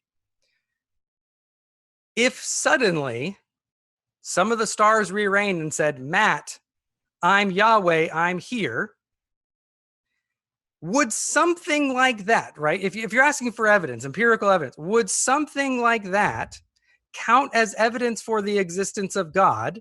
Yes. Why? What is the feature about that? If you can say, well, I have no direct evidence for another God, but I have evidence that my mind is a pattern forming machine. I have evidence that this is mathematically possible in a quantum world. Why would you go, God did it, rather than any natural claim? Or, I don't know, but that's just a brute fact. That's just the way reality is. So I don't know if you caught it, but when you asked, would that be evidence for God? I said yes, but that evidence for God is not confirmation of God. So would that actually count as evidence toward the proposition that there's God? Sure. Would that meet your standard? Is that sufficient on its own to convince me that there is a Yahweh God? No. And because there's a number of really good reasons for this, not the least of which is, how do I rule out other possibilities? But because this proposition is absurd, and I get it from apologists all the time, and I've tried a number of different ways to point out why it's absurd. And I think maybe today, maybe if I'm really lucky, I can get to how actually absurd it is. This shit never happens. It never happens. And yet these are the propositions that somebody comes up to say, ooh, would this count? The second thing about it is you have to consider what this looks like within the paradigm. So what we're saying is there's a God, Yahweh, and instead of directly communicating with me and providing incontrovertible, in uncontestable evidence, which he supposedly could be able to do, he's instead decided to write in the sky with stars. This is an absurd proposition from an all-powerful, all-knowing, benevolent being who's trying to communicate with me, his own creation, supposedly. Why would he ever need to write stuff with stars in the sky when he can communicate directly with me in a way that eliminates the possibility of me saying, oh, that's technology or delusion or whatever else? All right. Let me answer those 3 points, right? Never happens. That's the point, right? We're going to the farthest extreme to show that your bias actually, you're not objectively open to these things like you claim you. If your position is actually, if you're saying what's good evidence for God, and I could say literally God could rewrite the stars, and you say, yeah, but that's not really good evidence. I'm just going to say, I'm sorry, I just don't buy that you're really objectively open to and interested in evidence. I'm sorry, if that level of evidence doesn't rise to your evidentiary standard, I'm just not buying it. I already said that it would be evidence for God. I said it would be. Immediately took it back and said, well, should it cause you to believe? No. It shouldn't. It shouldn't cause anybody on its own to believe. Okay. However, to say that I'm somehow closed to this or the possibility of this is an outright lie, because what you would need to do is show that, hey, here's writing in the sky, or here's supernatural thing A, and we draw a line to demonstrate that it is undeniable that the single best explanation for this is that a God did it. I'm not close to that at all. You're not offering a pathway of here's this and this and this and this and this, and this is why this is most reasonable. You're just saying, what if the stars align to spell this out? Would that convince you on its own that there's a God? No. But would I be happy to say that that's good evidence towards the proposition? You bet. But there's still more work to be done. Right. And even with that concession, your reply is, you're just closed to it. Right. And let me explain, before cutting me off, let me explain why. Because when I say something, notice what you said. You say, would it be good evidence? Sure. But you need to show me incontrovertibly the link to God. And I'm going to say, okay, but the standard that you've set up eliminates the possibility of incontrovertible link, because you always could have any more plausible naturalistic explanation, or the out that you gave to the transcendent argument, which is, I don't know, but I have faith that this, how do you know this isn't just a brute fact of the way nature is? Or you've given yourself that out such that no evidence could have that direct link. So let me keep going through your 3. Hang on. I haven't given myself any out, because the God proposition fundamentally changes that. If God is capable of providing that evidence, that is the out. Okay. Let me keep going through the claims. You then say, well, it's absurd, because why would God have to do all that out there when he could, speak to me directly with incontrovertible conclusion? Again, the reason I understand that the stars is hyperbolically absurd, right? I'm intentionally making it that far out, right? Because what you basically said is incontrovertible evidence could be something like what Christians claim as the inner testimony of the Holy Spirit.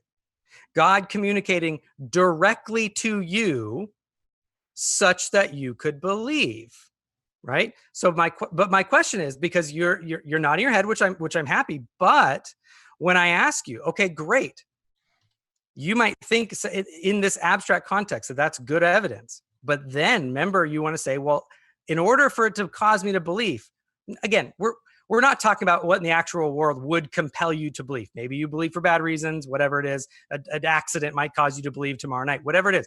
We're saying what should rationally cause you to believe. You've said in order for that to happen, right? In order for that to take place where it should cause me to believe, I shouldn't have this evidence in the abstract. I then should have a scientifically repeatable, independent, direct link from that evidence to God as the best explanation. That's not what I said. Okay, then I misunderstood. I'm not trying to misrepresent you. That's how I understood you say it. If you explain it differently, then. That is what I set up as the best, not what I set up as good or good enough to reach a rational conclusion. That is the ideal that we would go for, which I would argue should be achievable by a God. However, I've acknowledged, and I've done this many, many times, that independent revelation from a God could be, and you said could be, and I'm agreeing with could be, which is why I was not violently nodding, could be sufficient to warrant belief. However, as Hume pointed out, and I'm agreeing with, revelation is necessarily first person, and to everybody else, it's hearsay. So your revelation does me no good. And so if Saul on the road to Damascus has a revelation that actually could serve, and I don't know if it can or not, I don't know what, because I didn't experience it, could serve as something that would be evidence that would warrant belief. Why isn't a Damascus Road experience good enough for all of us? Why are we talking about writing in the sky? Why are we talking about, is there a grounding for the laws of logic? Or is, Alvin Plantinga, I know you didn't bring it up, but I love mentioning it because I like saying his name, but Plantinga's modal logic version of the ontological argument, all these things that a fraction of the population will ever remotely understand. Why is it this is what is offered for an abstract God? Why don't we all have a Damascus Road experience? I'm not sure that it's necessary that we would. I disagree that there isn't sufficient evidence from all of the features of reality that I've described. So I simply don't agree with you that there isn't sufficient reason, and that therefore we all need a Damascus Road. Plenty of, yes, but you don't think extraordinary claims require extraordinary evidence, so it's not surprising that you don't agree. Because I think extraordinary claims, as any claim, require sufficient evidence. Yes, and the sufficient evidence for any claim is going to be proportional to how outlandish that claim is. If I say I have a pet dog, I don't need all kinds of evidence to support that. If I say I have an invisible pet dragon, that's a more extraordinary claim and requires more than just my say-so and the dog tag. I'm guessing under you, both would just simply be present the dog or present the animal. Actually, I think it'd be probably the same level. If apologists would present the damn animal, which I think we have. But I want to go back and say, Damascus Road experience. Presenting the animal is the Damascus Road experience. So, that's riding in the sky, and it's not arguing about the foundation. But then I'm gonna go back and I'm gonna say again, for the Damascus Road experience, again, you said, well, Hume points out we're very good at, lying to people. Hume also points out we're very good at lying to ourselves. He's going to say it's more plausible that we're deceived than not. So again, if you have a Damascus Road experience, it seems like you're saying the only way that God could convince me is by compelling me to believe based on what I would otherwise consider really bad evidence. Yes. Right. So what you're saying is the best evidence is bad evidence. Well, no. What I'm saying is that God should be capable of overcoming that hurdle and compelling belief. Yeah, capability isn't the problem with the argument here, right? So I'm again going to go back and say we still have nothing approaching falsifiability for your position, right? We still have an unfalsifiable. We still have an unfalsifiable standard, an unfalsifiable epistemology, an unfalsifiable worldview, because no matter how much evidence, again, it could be stars in the sky, it could be God speaking to your heart, it could be Damascus Road experience. It could always go back to, well, I was hallucinating. Well, I was delusional. Well, Hume tells us that it's more plausible that we're delusional and lying to ourselves. Yes, Hume is talking. So you asked about the falsifiability. I provided you an answer for that. Hume is talking about the world in which we inhabit. And I'm in agreement with Hume. That is separate from whether or not, if there is in fact a God should be able to overcome that limitation. If he can't, then he created a flawed world that he cannot achieve what his goal is. If you do that, if God created a world, therefore he would therefore overachieve it. God didn't overachieve it, therefore God. That's just, not only would I reject the propositions, but it just doesn't logically follow that therefore the world is flawed. right? That's not a logical position to hold. The world Right? we inhabit is flawed. We are imperfect thinkers. We have limited access to I'm information. not. That's not what I'm saying. We agree that there are flaws in the world. It doesn't mean that it's tied to some type of well, God would otherwise have made it such and such, right? That I mean, that's not would that's a nice have. story, but Not would have. Okay, so what you're arguing for is kind of like a computer programmer designing sim people that he cannot instruct or interact with, and then blaming them. Nowhere did I say cannot. Well, he has not. I don't agree that he has not. I think there are billions of Christians the world over that would disagree with you that he hasn't. I know there are people who would disagree, but they don't ever present any evidence. They just present opinion. Right.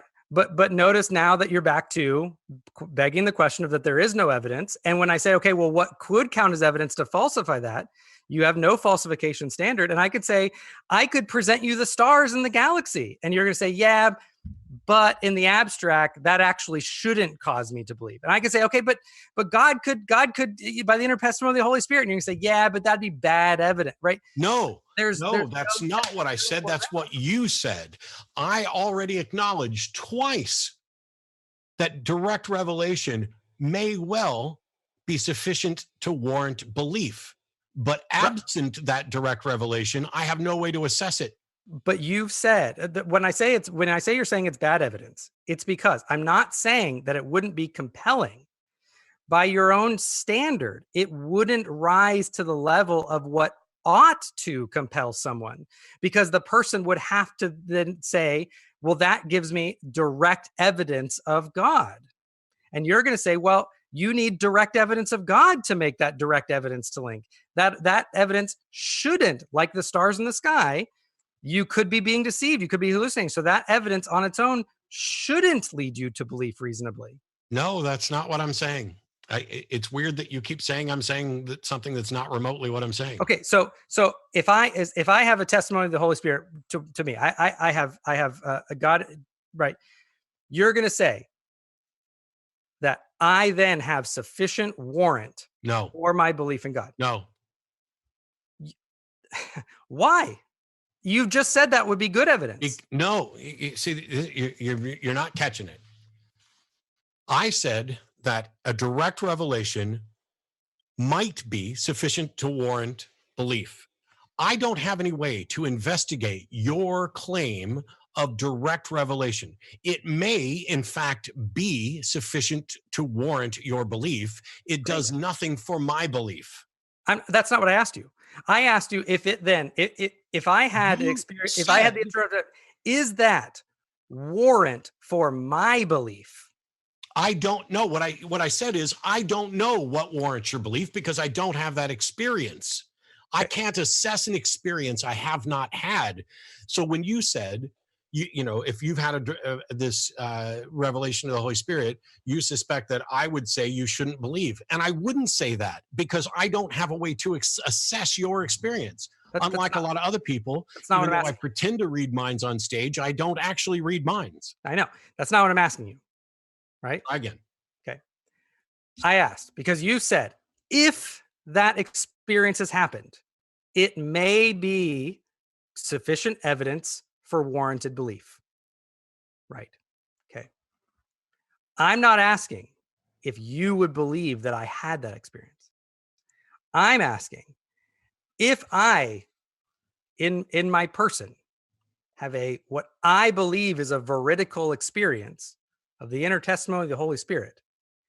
I'm not asking if you think it's true. I'm asking, would that then, as a standard, be sufficient evidence for me to face and have warranted belief? I literally just answered this, and the answer is I don't know how to assess an experience I have not had. So I cannot say whether or not the experience you had is or is not sufficient to warrant belief because I haven't had that experience. That's what I said twice. Yeah, again, and I'm not asking you to verify if it's true or not.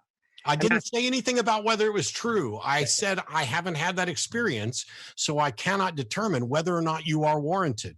Right. But you're saying there's a standard. Let's call it the interior standard, such that if the conditions of the interior standard are met, that would be good evidence to warrant belief.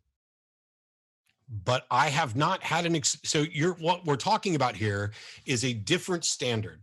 Basically, we have the standard of the world that we inhabit, and then we have God and what God can do to overrule that. And if God can overrule that, then God may well be able to give you an experience that does provide sufficient warrant, but it is unique to you. It doesn't do anything for me, and I have no way to assess that. It's not that God suddenly makes that God is providing you bad evidence. I'm not saying that. What God is doing would be providing you good evidence under a completely different standard that no one else can interact with or have any way to assess unless they've had that experience. Okay. I think it's like this is easy. If the other day, let's say I had amazing sex, because let's keep the channel fun. That's an experience. That's an experience that is mine. Hmm? It's probably sufficient for me to conclude that, yeah, that actually happened. It'll never be that for you, no matter how many times I relay it. And this is a relatively mundane claim because we're talking about the subjective experience of this. It's the same thing when we're talking about God giving a revelation to someone. It's not that it's bad evidence. It's that this is a completely different category of evidence. And I have no way to assess this because I can't read your mind. I can't know how you're thinking. What I can do is look from the outside and say, you're sitting here saying that you don't think extraordinary claims require extraordinary evidence. And I find that to be monumentally flawed aspect of any epistemology, because what that means is that you can have an extraordinary claim and you would have lower standards of evidence for it than perhaps you should. You want to dodge that by just saying, all claims have whatever level of evidence is sufficient to justify them, which I agree with. But the thing is, we would both agree that I would hope that there are some claims like I got $1 in my wallet versus I have a legitimate check for $10 billion in my wallet versus I have money from an alien world in my wallet. Those three claims have different, it's like, how do you prove them? There's different standards of evidence for it. You might not even demand any proof other than my word to the fact that I have $1. That seems intentional. That seems reasonable because we know there are dollars. We know people have dollars. We know people keep them in their wallets. When we get to something else that goes beyond that to I have alien currency from another world, merely showing you what I claim is alien currency, which is more than I would probably have to do for the dollar claim, still doesn't rise to the level of saying, yep, I can reasonably conclude that Matt has alien currency in his wallet. This is why I say extraordinary claims require extraordinary evidence. Yeah, which again, just no epistemologist says because they say claims require sufficient evidence, right? Extraordinary adds a certain subjective evaluative nature to it. That's why I get away from it, because it just becomes subjective evaluation of what counts as extraordinary at that point. But is it really though? Because if we both agree, no, hey, all right, yeah, go on then. Yeah, I mean, depending on who you're talking to, having $100 in your wallet might be extraordinary. So there is a subjective aspect to this that what one person might find extraordinary is different from what another person might find extraordinary. But in much the same way that we have a fair market value for things, if I tell you I'm selling my 73 Pinto for $487,000, virtually any reasonable person would find that to be extraordinary. And if I'm selling it to aliens for their currency, virtually any reasonable person would find that extraordinary. It's not enough to just say matter of fact, it tells us nothing to say, oh, every claim should have sufficient evidence. I agree. That's a big nothing burger. But doesn't in any way mean that just because different people might value different claims at different levels of extraordinariness doesn't change the fact that they are, in fact, more or less mundane. Which sufficiency covers. I mean, that just is the philosophical term for it. I mean, extraordinary is just as much of a nothing burger, because what is extraordinary is, well, you have a sliding scale that can go. The sufficiency has the same sliding scale. If one's a nothing burger, the other one's a nothing burger. But but extraordinary at least adds something about what would be sufficient. Sufficiency adds what would be sufficient. What would No, be, it doesn't. Sufficiency, that's a tautology. Sufficiency is sufficient. And extraordinary is what's extraordinary. But we can define that. You don't think we can sit here and say, hey, this claim is mundane and this one is much more extraordinary? You don't think we can define sufficiency? No.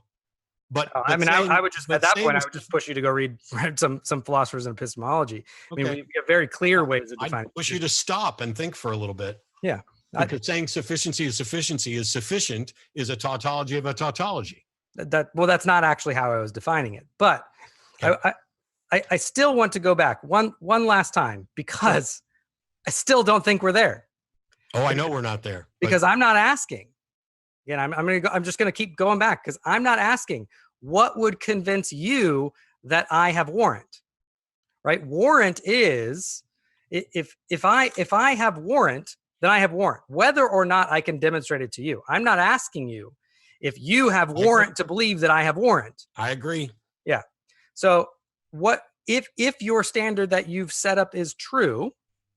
You've set up this. It actually ends up. It's this weird, actually double-edged sword now, where I might be able to say, well, internal witness of the Holy Spirit is sufficient to warrant religious belief, and I simply can't demonstrate it to you. Correct. I'm in agreement.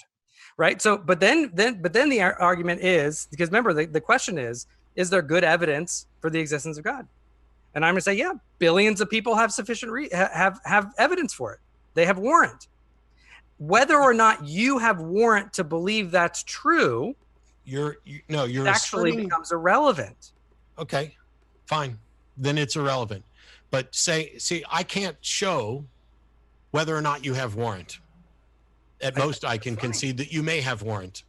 But saying billions of people have warrant, therefore it's reasonable, is not an argument. I'm not actually making it as an argument. I'm saying that this is an artifact of the standard that you're pushing here, right? Because not only is it non-falsifiable, you've now pushed the warranting of it wholly into the subjective realm. No. Right? No, this is the thing. This only is in the end of the subjective realm with this special kind of warrant that you're asserting needs to exist because there's a God. I don't think there's a God, and I don't think that this is until such time as I'm willing to accept anything if somebody, including a God, can demonstrate it, and God should be able to demonstrate it. If God has demonstrated it to you, congratulations, but that does nobody else any good. This might be a good time to end it. We have 5 seconds left of that 60-minute range there. If you guys are okay with going to Q&A, I hate sure. Tyler. I know you've got another round in the chamber ready to fire. No, it's fine. It's fine. I think we've gotten to the point where we are. Yeah, you guys we'll keep talking in circles. Probably it's better to go questions because then maybe we'll get somewhere. Somebody in the questions has probably figured out what the narrow point of contention is. Ozzy or somebody will chime in and say, oh, what you should have said was this, and then that solves everything. Who knows? Yep. We'll go for it. So let's see. Jumping over there, I want to let everybody know, if you do have a question, feel free to fire it into the live chat. We'll try to get through as many as we possibly can. We've got 40 minutes that I'm setting the clock for right now. And so we can't guarantee that we'll get to every one, including some, just to respect the time of the debaters, we might not even get to every super chat. And so I'm really sorry about that. We'll try our very best by moving fast. So thanks again, folks. And first one up, Steven Steen, thanks for your super chat. And let's see. So, they're kind of in reverse in the table. Give me 1 second. I'm going to start from the bottom then, just to make sure I've got this in order. Okay. Good to have you back, James, from Andrew Handelsman. Thanks so much. It's great to be back. We're excited. Elijah Bar Sobach, thanks for your question. They said, God has revealed to me in a way I can be certain that it is reasonable to believe that the sun stood still in the Bible, but unreasonable to believe the moon split in half in the Quran. I'm not sure if this is meant to be... what their point was. So let's see. We'll go to the next one. Thank you, Luminiferous. Ethan, thanks for your super chat. They asked, question for Tyler. The scientific methodology can be used to investigate unrelated propositions. What is an example of a different, quote, non-natural, unquote, truth that can be reached with your methodology separate from the existence of a deity?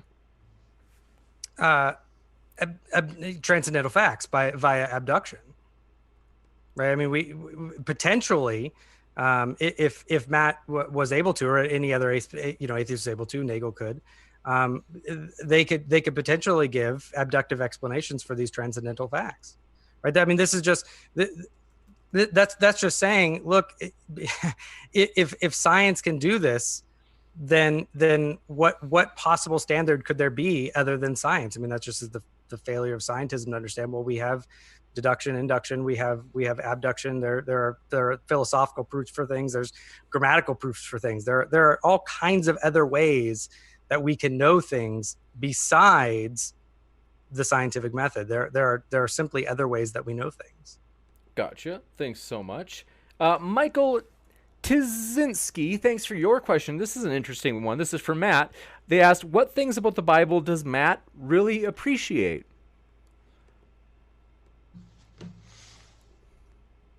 That's kind of hard. I mean, there's certainly some good stuff in Ecclesiastes. There's some good stuff, I would argue, even in the Gospels. I went through into the deconstruction of like the Sermon on the Mount, pointing out what things I thought were good and what things I thought were terrible.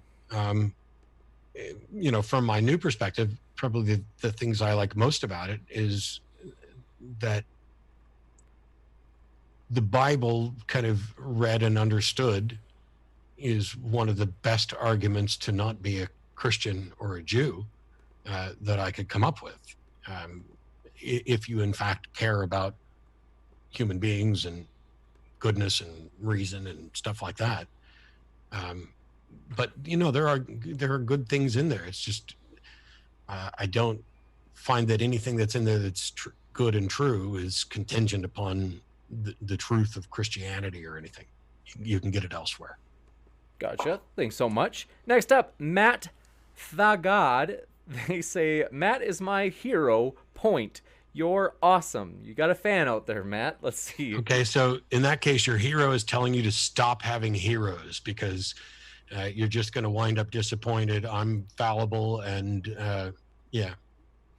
I appreciate being appreciated. Don't get me wrong, but gotcha. I don't need hero worshipers, fan. Next up, J.L. Warren. Let's see. They say, this is fitting. They said this one fits in there. They say, I prayed to understand logical fallacies better and be more cogent in my arguments. Thank you, Matt, for answering my prayer. So, God works. That actually ties into something. We're doing kind of a prayer answering thing on the Atheist Experience where people can send in postcards and I will answer their prayers. And so there's a bit of a side joke going on with that now. Oh. I get it. You've got it. Cody Davis, thanks for your question. They asked, why would God give free will but punish people who use their free will by not believing? And doesn't eternal damnation taint your free will? I think they maybe mean like a threat of eternal damnation. Oddly, I'd almost bet money that Tyler and I would agree on a portion of this. And then how could you, if you don't give somebody free will, how could you ever punish them? I mean, that's kind of absurd. Well, so what we might agree on is I think I remember in your debate with Braxton Hunter that you're a compatibilist. Largely. So depending on the definition of free will, I don't think we have free will in a libertarian sense. Yeah. Neither do I. So you're going to be a naturalistic compatibilist. I'm going to be a theistic compatibilist. You Calvinist? Yeah.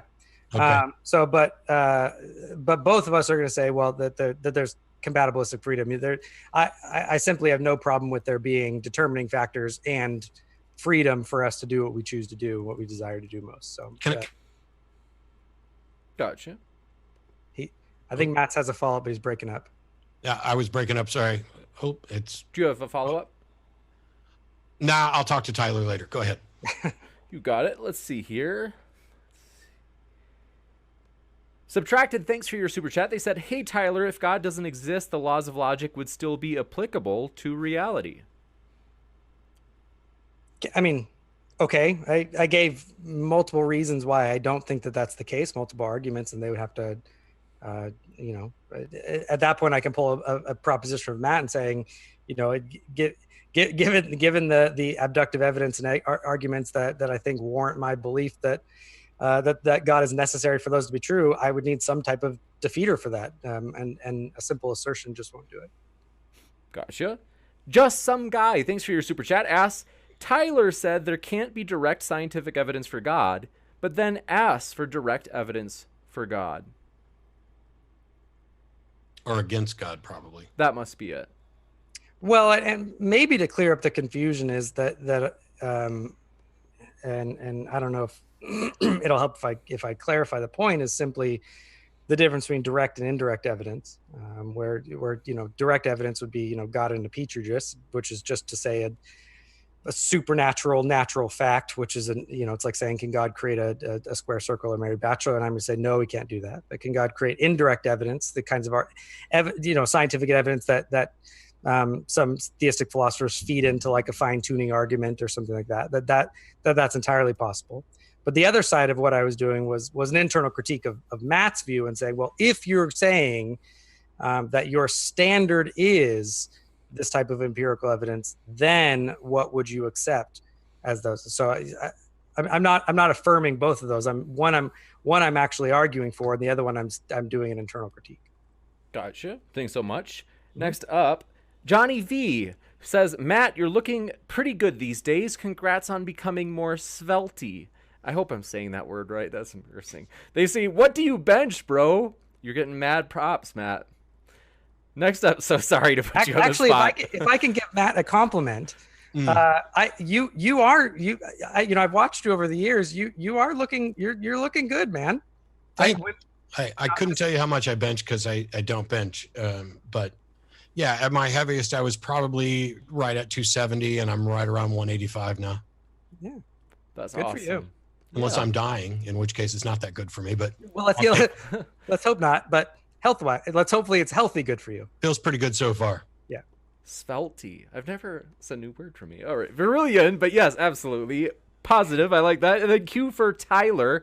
They ask, if Matt says that he saw the stars spell out the sentence and you can't see the sentence, would you classify that as good evidence? This is where I would actually fall back on something like Matt was saying, and I'd say, well, Matt might have might have sufficient warrant for him to believe that. There's a difference between warranting for myself and demonstrating it to the satisfaction of somebody else. So if there's a God, and that God wants to firm up that warrant, having both of us see it achieves that. Yeah, but that well, I'm not sure how much crosstalk we want to get. I would just simply say that I think there is plenty of evidence and sufficient warrant available to all. I simply disagree with the assumption of the hidden God argument. So, gotcha. Thanks so much. Be nice much. if you'd show up in one of these debates then. Next up, Scott Lott. Thanks for your super chat. Didn't see a message. If you meant to attach one, let's see. I think actually I did see it here. So we'll ask that one. Question for both. If you could send a back 2,000 years, what would it be? I'm trying to figure out what they meant in terms of if you could send. Maybe if you could send something back 2,000 years. I don't know, a message. Maybe a message would be it. Maybe. That is my guess. Let's go with that. And correct me if I'm wrong in the live chat, Scott. I'll keep an eye out.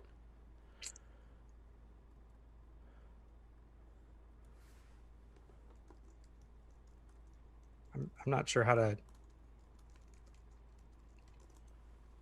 I don't remember the dates, but I don't know. I would probably opt for some scientific fact or truth that we discovered relatively recently to see if we can't move us forward. I don't know, but maybe they wouldn't understand it.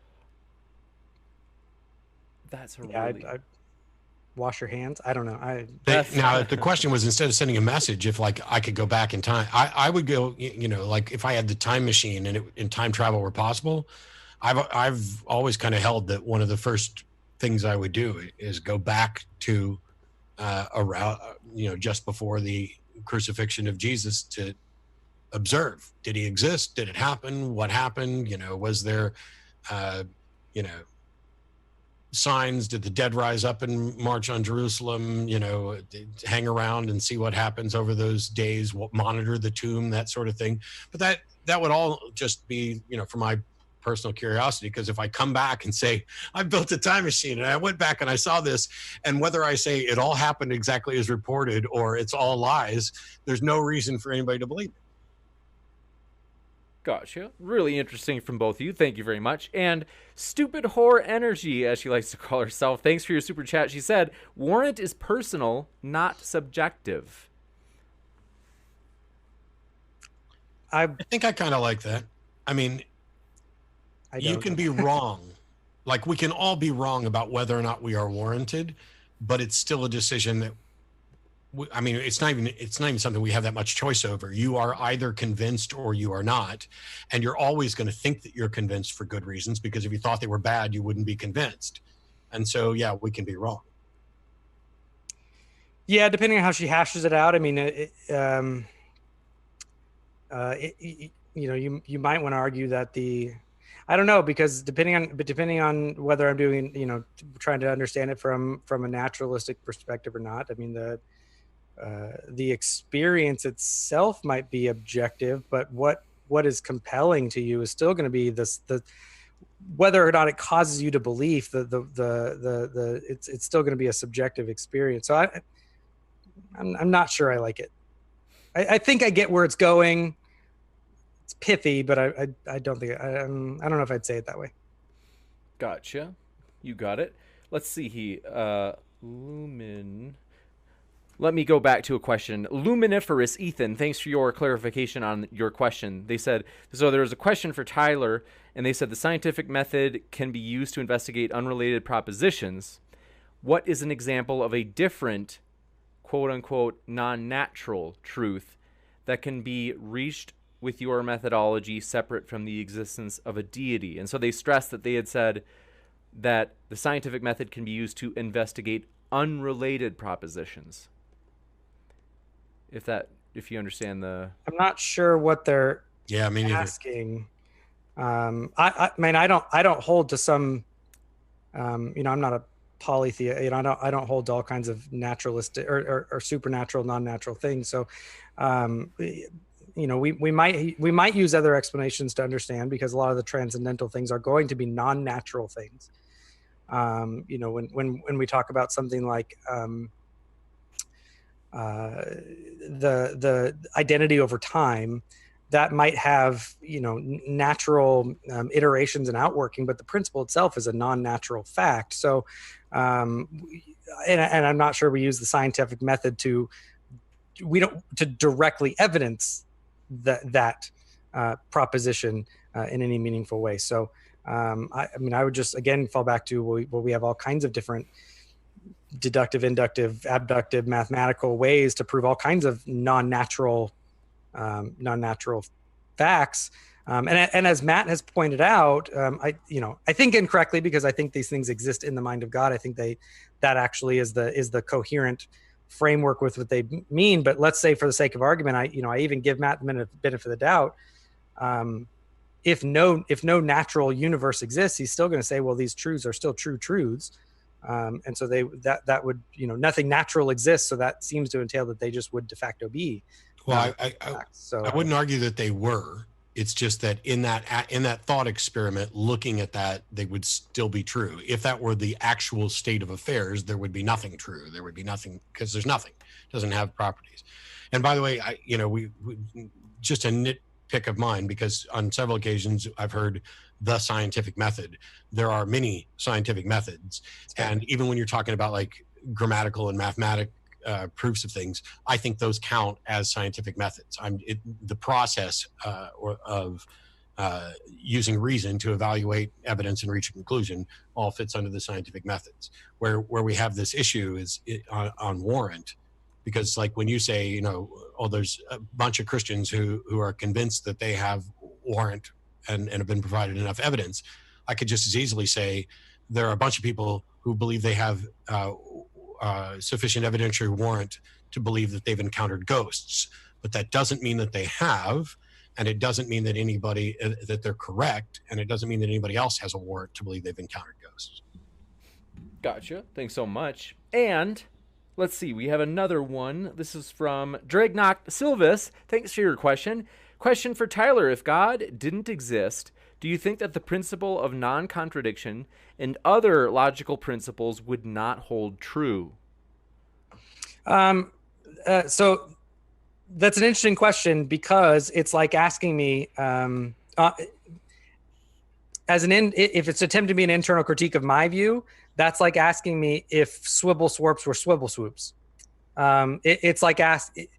It's a meaningless question, right? Because I think that God is the necessary precondition for rationality. So it's saying, if the precondition didn't exist, do you think that therefore the conditions would have these other attributes? And I'm going to say, well, if the precondition for those didn't exist, then they wouldn't exist. So that the question just becomes meaningless at that point. Yeah, it presupposes the possibility that anything could exist absent God, when Tyler's in this position that God is the necessary grounding for everything. And so if God didn't exist, there would be nothing. It's just, I get why he thinks it's nonsensical. The problem is that it puts us in a position where I can look at the world and both look at it without appealing to any God, but compare different God models. And Tyler, by virtue of this conclusion, I'm not going to say, there's no real easy way to phrase it. It's not like you have a more difficult time of it. It's, when it comes to your view, the rest is just impossible. It's not possible that there's not a God. It's not possible that it's not the God that you believe in. It's not possible that that the universe occurred through, natural processes. None of that's possible. You got it. Thanks so much. And next up, we do have a question from Ryan Trust. They asked Tyler, please quickly summarize your evidence other than a bunch of people have had personal revelation. Well, I mean, at that point, I would just push them back to listen to the opening statement, because that actually wasn't my argument, right? What that was, that's not evidence that I would normally present, right? I'm saying that seems to be an implication of the standard that Matt is giving. So I think the questioner is thinking that I was actually giving that as if that was good evidence. And I'm just going to say, well, I think the questioner was misunderstanding the difference between an affirmation and an internal critique. Gotcha. Thanks so much. Next up, Just Some Guy. Thanks for your super chat. They say, Tyler says there can only be indirect evidence for God, yet believe that God came down in human form and talked to people. Is that not direct? No, that would still actually be indirect, right? So a direct evidence for something would be, because if we're going to say the God of classical theism is a transcendent, immaterial, spiritual entity, the direct evidence would be of, the incarnate Jesus Christ, right? That would be indirect evidence for the nature of God, right? That'd be a direct evidence of the manifestation, which would be indirect of the nature of God himself, right? So those are two different things. The direct would be the direct within that model would be a Damascus Road experience, or the direct revelation from the Holy Spirit. Gotcha. Thanks so much. And Justin T, thanks for your super chat. They said, what do you each believe was your opponent's strongest point in this debate?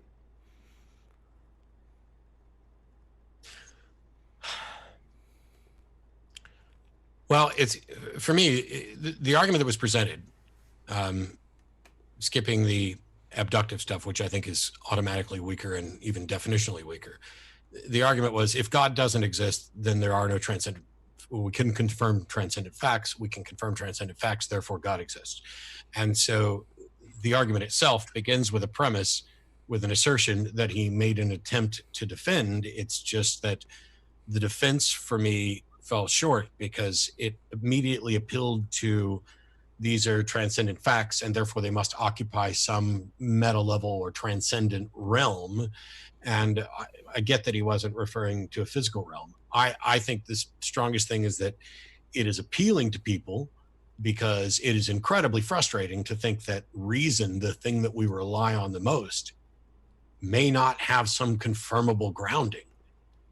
And while I understand that that's, troublesome for many people, it doesn't change whether or not reason is reliable. Just like it would be nice that if I understood how my car engine worked enough that I could know when it was beginning to fail. But the test of it is whether or not it's actually running right now. Gotcha. Thanks so much. Yeah, and thanks for the backhanded compliment.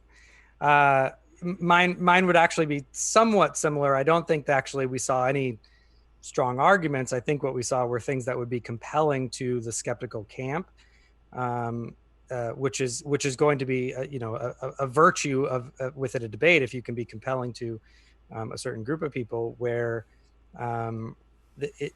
it makes the appearance that something like this vague skepticism is a reasonable rejoinder to things, and it's just not. It's a statement of a personal disposition about something.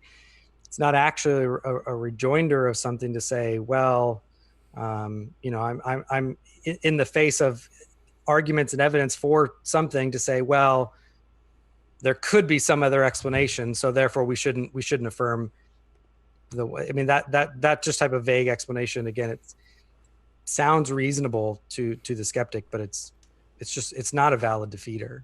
Maybe at some point we should debate skepticism, because I'm not convinced that you really understand what I mean by skepticism, because I can't think of, if it's a method that has the goal of have an internal model of reality that's as accurate as possible, it's all about finding whatever methods reliably lead to what is identifiably the truth. It's not cynicism. It's not about eliminating things. It is saying, hey, these methods of investigating and exploring the world consistently produce reliable results, and these other ones don't, like, making appeals to faith. There's nothing I can't justify by appealing to faith. Not that you did. There's nothing I can't justify by appealing to brute fact either, which you did. So yeah, the problem is that brute facts are facts. It's not brute. To say that they're potentially brute facts is actually. I could claim anything as a brute fact, and how would you get around the basically faith commitment that something is potentially a brute fact?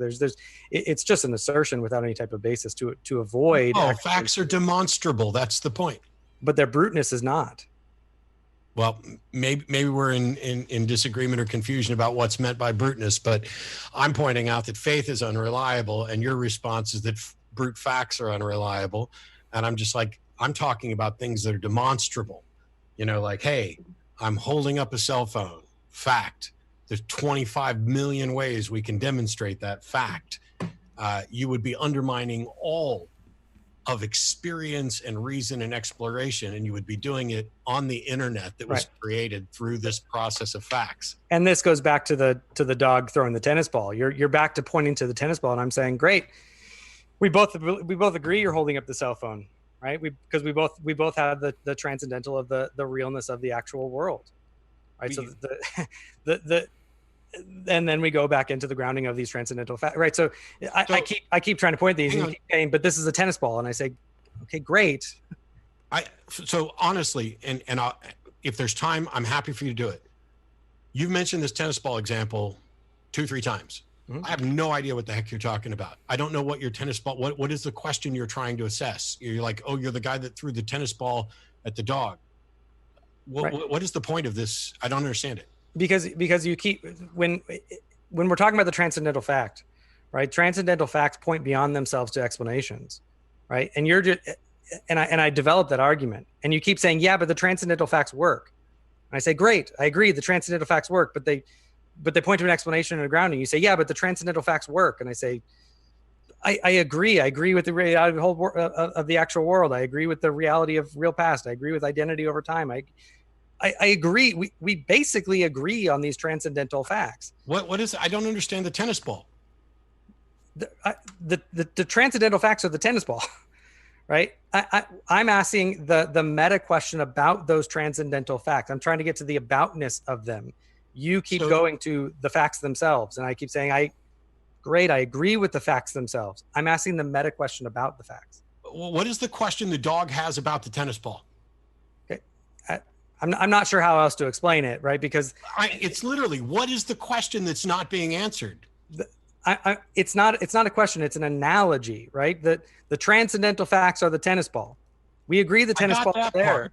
And when I keep asking about, and I keep asking the meta question about it, you just keep going back to pointing to the transcendental facts. So your analogy is, I threw a tennis ball at the dog and I agree it's a tennis ball, and the dog wants to know where the tennis ball came from. No, the tennis ball was I'm asking why the tennis ball was thrown. How was it thrown? Who threw it? And you're saying, yeah, but it's a tennis ball. No, Great. I'm not saying it's a tennis ball. This is why I've misunderstood this analogy all night. I threw a tennis ball. That's demonstrable. That's not what I'm saying. We can move on. Okay. I don't think we're I going to. threw the tennis ball because I wanted to. If you want a deeper explanation from that, I don't know why I decided to throw the tennis ball. I'm not asking about freedom for why you threw the tennis ball. Well, that's kind of all right. That's all right. Then I don't know what we're talking about. That's all right. We do have a chance if you guys want to kind of dig in deeper on this, but it might also be, your answer might be another issue. The person asking the question also asked, what did you think was your opponent's weakest point tonight? I think we'd both say everything else. Okay, I'll go with that. Yeah. Gotcha, thanks. Appreciate that. Next up, we had, let's see, Arise Hampton, thanks so much for your super chat, asking, what must someone do to be saved? My guess is that it's for you, Tyler, and we'll give Matt a chance whether he wants to challenge or critique. I or have if he no wants idea. Gotcha.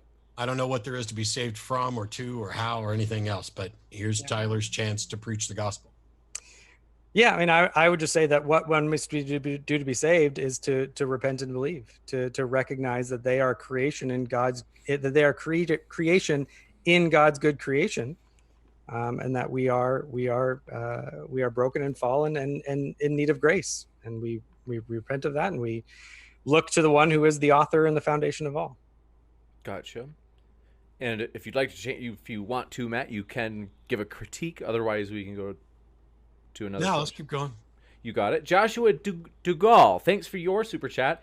He said, question for both. If you could rewrite the Bible, what would you change? Almost everything. Not quite everything, but almost everything. This is like somebody putting one up on a tee for me to point out my favorite thing that I ever said on this subject. So I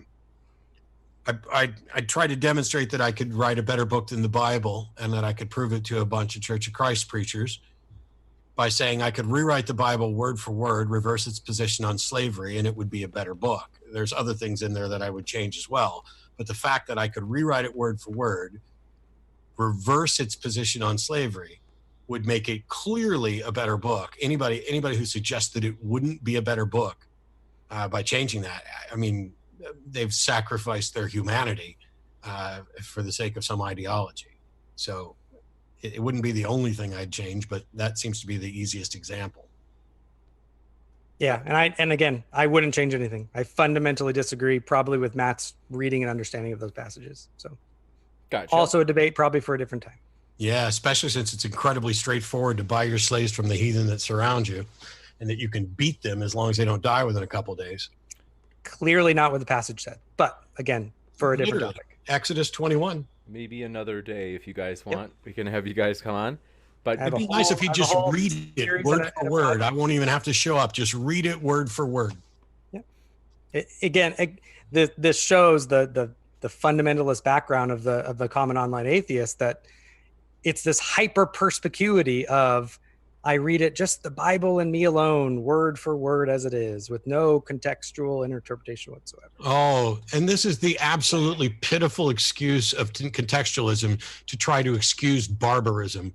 I read the passage word for word. The question of barbarism. If this is something that's inspired by a God, the one and only thing you should say is, human beings shall not be owned as property. They are not your property. They're not your money. You don't get to beat them as long as they don't die with it.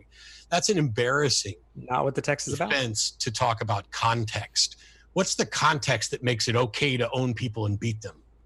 The text doesn't actually say it's okay to beat them. It does. It doesn't. But again, for another time, I'll be happy to send you the lectures I've done on the exegetical and the original treatment of the original languages that I've sent to you. John Robertson, thanks for your question. I didn't hear. Was it? Did you say question or? I just wondered if you had a preferred version, Oh, okay.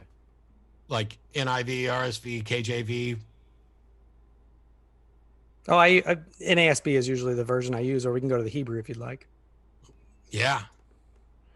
John, But again, probably a topic for a different day. John Robertson, thanks for your question. They said, Tyler, what could change your mind about God? Yeah, so this was actually interesting. I continue to push Matt for falsifiability. Remember, that's a big feature for scientific reasonableness. And I answered it. And there was nothing that would falsify it, except That's for not true. vagueness. I know very clearly what would falsify my view. If Matt could give a possible explanation for any of the transcendental features that I give that did not end in absolute ad hoc, arbitrary, nonsense like the Neoplatonic realm would or naturalism would, that would actually go a very far way. Specifically for me, and this one is actually I didn't bring it up in the argument, but actually when I was an atheist, one of the arguments that brought me out of naturalism specifically was the moral argument. Because my conviction that something like raping a small child for fun and profit is wrong was far more than my conviction that God did not exist. I continue to find that the only way to ground that as an objective moral standard that is obligatory to all people was just simply not possible to be grounded on naturalism. So if that's something that can be shown to have a naturalistic orientation or a naturalistic foundation that doesn't again end in arbitrariness or subjectivity or nihilism, that would be something that would go a long way. And then something again that would nullify the internal witness of the Holy Spirit. Gotcha. Go back and listen, because when I was asked about falsification, I actually answered it, despite the fact that he keeps claiming that I didn't. And we're also talking about different categories. But his answer of what would change his mind or what would falsify his position doesn't make it falsifiable, because if you step through and actually figure out what he's asking for, he's saying, my position is falsifiable when you prove there's some other grounding for logic than God. No, when you prove that there's something more plausible.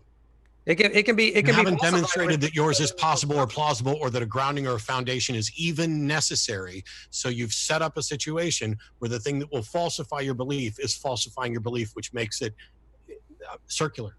Congratulations. So it's wrong to say that. Okay, keep going. Next up, appreciate your question from Goku Sun. Thanks for your question. Who asked, why can't God show himself like he did in the Old Testament? Because he didn't then either. Yeah, because he did. I mean, we can all beg the question. I would simply say that the question phrased as a can't, I have no problem saying that God can. The question is whether he continues to do so or not. Gotcha. Thanks so much. Just Another Atheist asks, Tyler, in your example for Matt, about God, quote unquote, rearranging the stars, you used a lot of quote unquote could haves. And if God could do anything, why doesn't he do it? I have no idea. This is where Matt doesn't want to claim arrogance to say what would falsify. I'm not going to claim arrogance to say why God doesn't do certain things. I have no idea. Gotcha. By Their Fruits Ministries, thanks for your super chat. I didn't see a question attached. If you want to attach one, let me know. Shoot me, tag me in the live chat. Connor D, thanks for your question. They said, I think the analogy was akin to Tyler asking why cheese tastes good. Tyler felt Matt was simply saying, it's cheese, in response to the question. I think this goes back to the tennis ball on the dog. Tennis ball, yeah. Maybe, but why cheese tastes good? First of all, it doesn't taste good to everybody. And it doesn't necessarily smell good. But we can go through how taste works and how the olfactory senses play into it. And people in Japan think that our cheese smells like nasty old socks, and I suppose it kind of does. But I don't.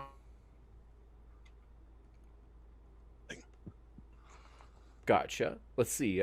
Appreciate your super chat from SGT Cully. They asked, Tyler, if God is all maximally powerful and all-knowing, why hasn't he revealed himself to me in an obvious and convincing way? Yeah, so this again goes kind of towards Matt's question. I would I would simply say that the question has a certain assumption in there that he hasn't. The only thing that's true of that is that it hasn't been convincing to you.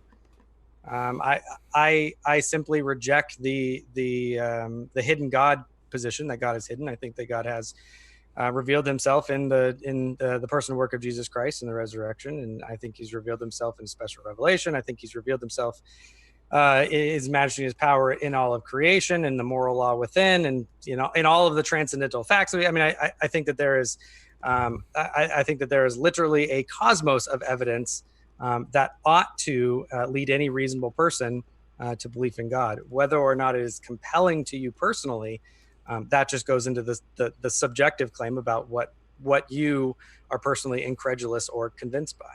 And I think that's your personal psychology. I don't know. I find it really weird that just a minute ago you were asked essentially the same question in a different form, which is why doesn't God reveal himself to everybody? And you decided to go with I don't know. No, his question specifically was why doesn't God directly reveal himself to every individual person? And this one was why doesn't God directly reveal himself to me? So it's a Right. subset.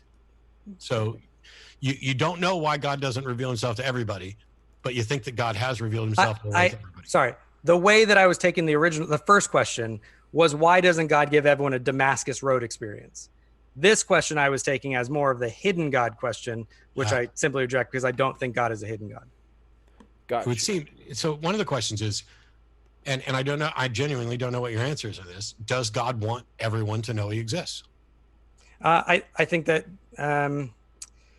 yes, but I'm not convinced that that I mean, I'm a Calvinist. I don't think that God is predestined to be saved. That's going to be a whole different theological. But if God wanted everyone to know he exists, then clearly Damascus Road for everyone would achieve that goal. Well, it's interesting because I mean we have biblical passages where God specifically, like in Matthew and in Mark, relying on Isaiah, where it actually specifically says that Jesus spoke in parables so that they wouldn't believe. I'm aware of that. I have no problem. You gave the answer that you believe God wants everybody to know. No, so I'm wondering how you can believe that God wants everybody to know when the one thing that would achieve that hasn't been done. Yeah, I think everyone has the obligation to know. I simply have no problem holding the biblical position that God. I don't think God is actively trying to make himself directly known in a saving way to every single person.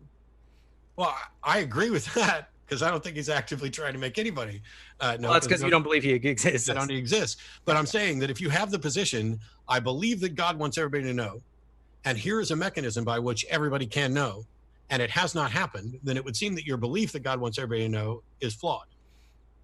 Only if your understanding is that my belief. I wasn't saying that God wants everyone to know in that.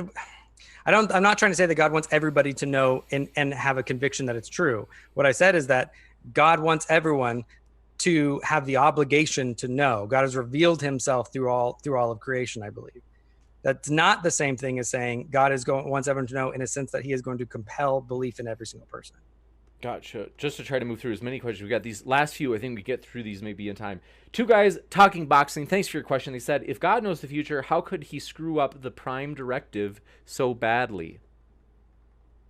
I'm not sure what prime directive means. Did that come up? I think it's a Star Trek reference, and that's fiction. Gotcha. Maybe maybe it's a playful one. Okay. Pansel Jones, thanks for your super chat. They said, Matt, why not run for office to establish the first secular humanist society and save us from American society, which is the most prosperous in history? So I think they're being sassy when they say, I think they're, basically saying America is prosperous, it's religious, and Matt, I think they're saying, what do you have to say about that? I think if I've interpreted it right, I can read it again. Well, I'm not sure that prosperousness is the criteria by which I would judge a society to be superior. Why won't I run for office? Because I'm probably not qualified to hold office, although I'm more qualified than some of the people who are in there. It's just that they don't seem to recognize it. And I'm probably unelectable. I'm doing what I do because this is where I can probably do the most good. But, if you're only worried about your pocketbook, congrats. I'm worried about more. Gotcha. Thanks so much. And last question of the night. Thanks so much, folks. Key Morgan, appreciate your question. They asked, if God created the universe, why are there billions of planets that are not viable for life? Isn't that more evidence for humans being a quote-unquote accident? Yeah, no, I mean, I don't. That's probably directed to me. I don't think so. I mean, this is a lot of work that's done with cosmologists and things like that. Sorry, I'm somewhat losing my voice, so I'm getting quieter. There's a lot of work done that is, in order for the universe to be life permitting at all, anywhere, to have the features of a life permitting universe, it needs to be the size that it is. It needs to have the expansion rate that it is, right? It needs to have these features, such that these artifacts, such as, uninhabitable planets and stuff like that, are not direct evidence about humanity being an accident or anything like that. Simply because they may simply be artifacts of a rapidly expanding universe of the size that it is. And actually, it just shows that an all-powerful God still has to make things look like it occurred naturally without any intervention, and has whatever limits there are. Couldn't have created life where there was just people on a planet, nothing else around. Not possible. We have to make it look as big and complex and naturally occurring as possible. Limitations on God. Or it doesn't follow that it couldn't. It's simply that God as you just argued that it couldn't. Now you're going to argue that it could have. I didn't argue that he couldn't. You did. You talked about this is what has to happen. It's an artifact. As a feature of this specific cosmos, it's not a constraint on God's nature. So could that once God a different cosmos, he could have created a different cosmos. Then why did he create the one that makes it look like he had nothing to do with it? Why not create one where it was obvious? I simply disagree. Again, I gave arguments why it looks exactly based on the transcendental features and all these, that looks exactly like it was created. So we simply disagree on the inference from what we observe. We'll take off, but we want to say first, thanks so much, everybody, just for being here. It's been a true pleasure. Thanks for all your questions. And we really want to say thanks so much to Matt and Tyler for being here. It's been a true joy. This is honestly, well, first of all, we've never had 1,400 people in the live chat at once. This was huge. People were loving it, and the feedback was really positive. People have been amped about this. And also, just want to remind you folks, both of these gentlemen's links I have put in the description box. So just down there, you can click on those links if you've enjoyed what you've heard today and want to hear more. So with that, I want to say thanks for being here, folks. Keep sifting out the reasonable from the unreasonable. And one last thanks to Matt and Tyler for being here. This video is made possible by supporters of the Atheist Debates Patreon project. You can find more information and add your support at patreon.com/atheistdebates.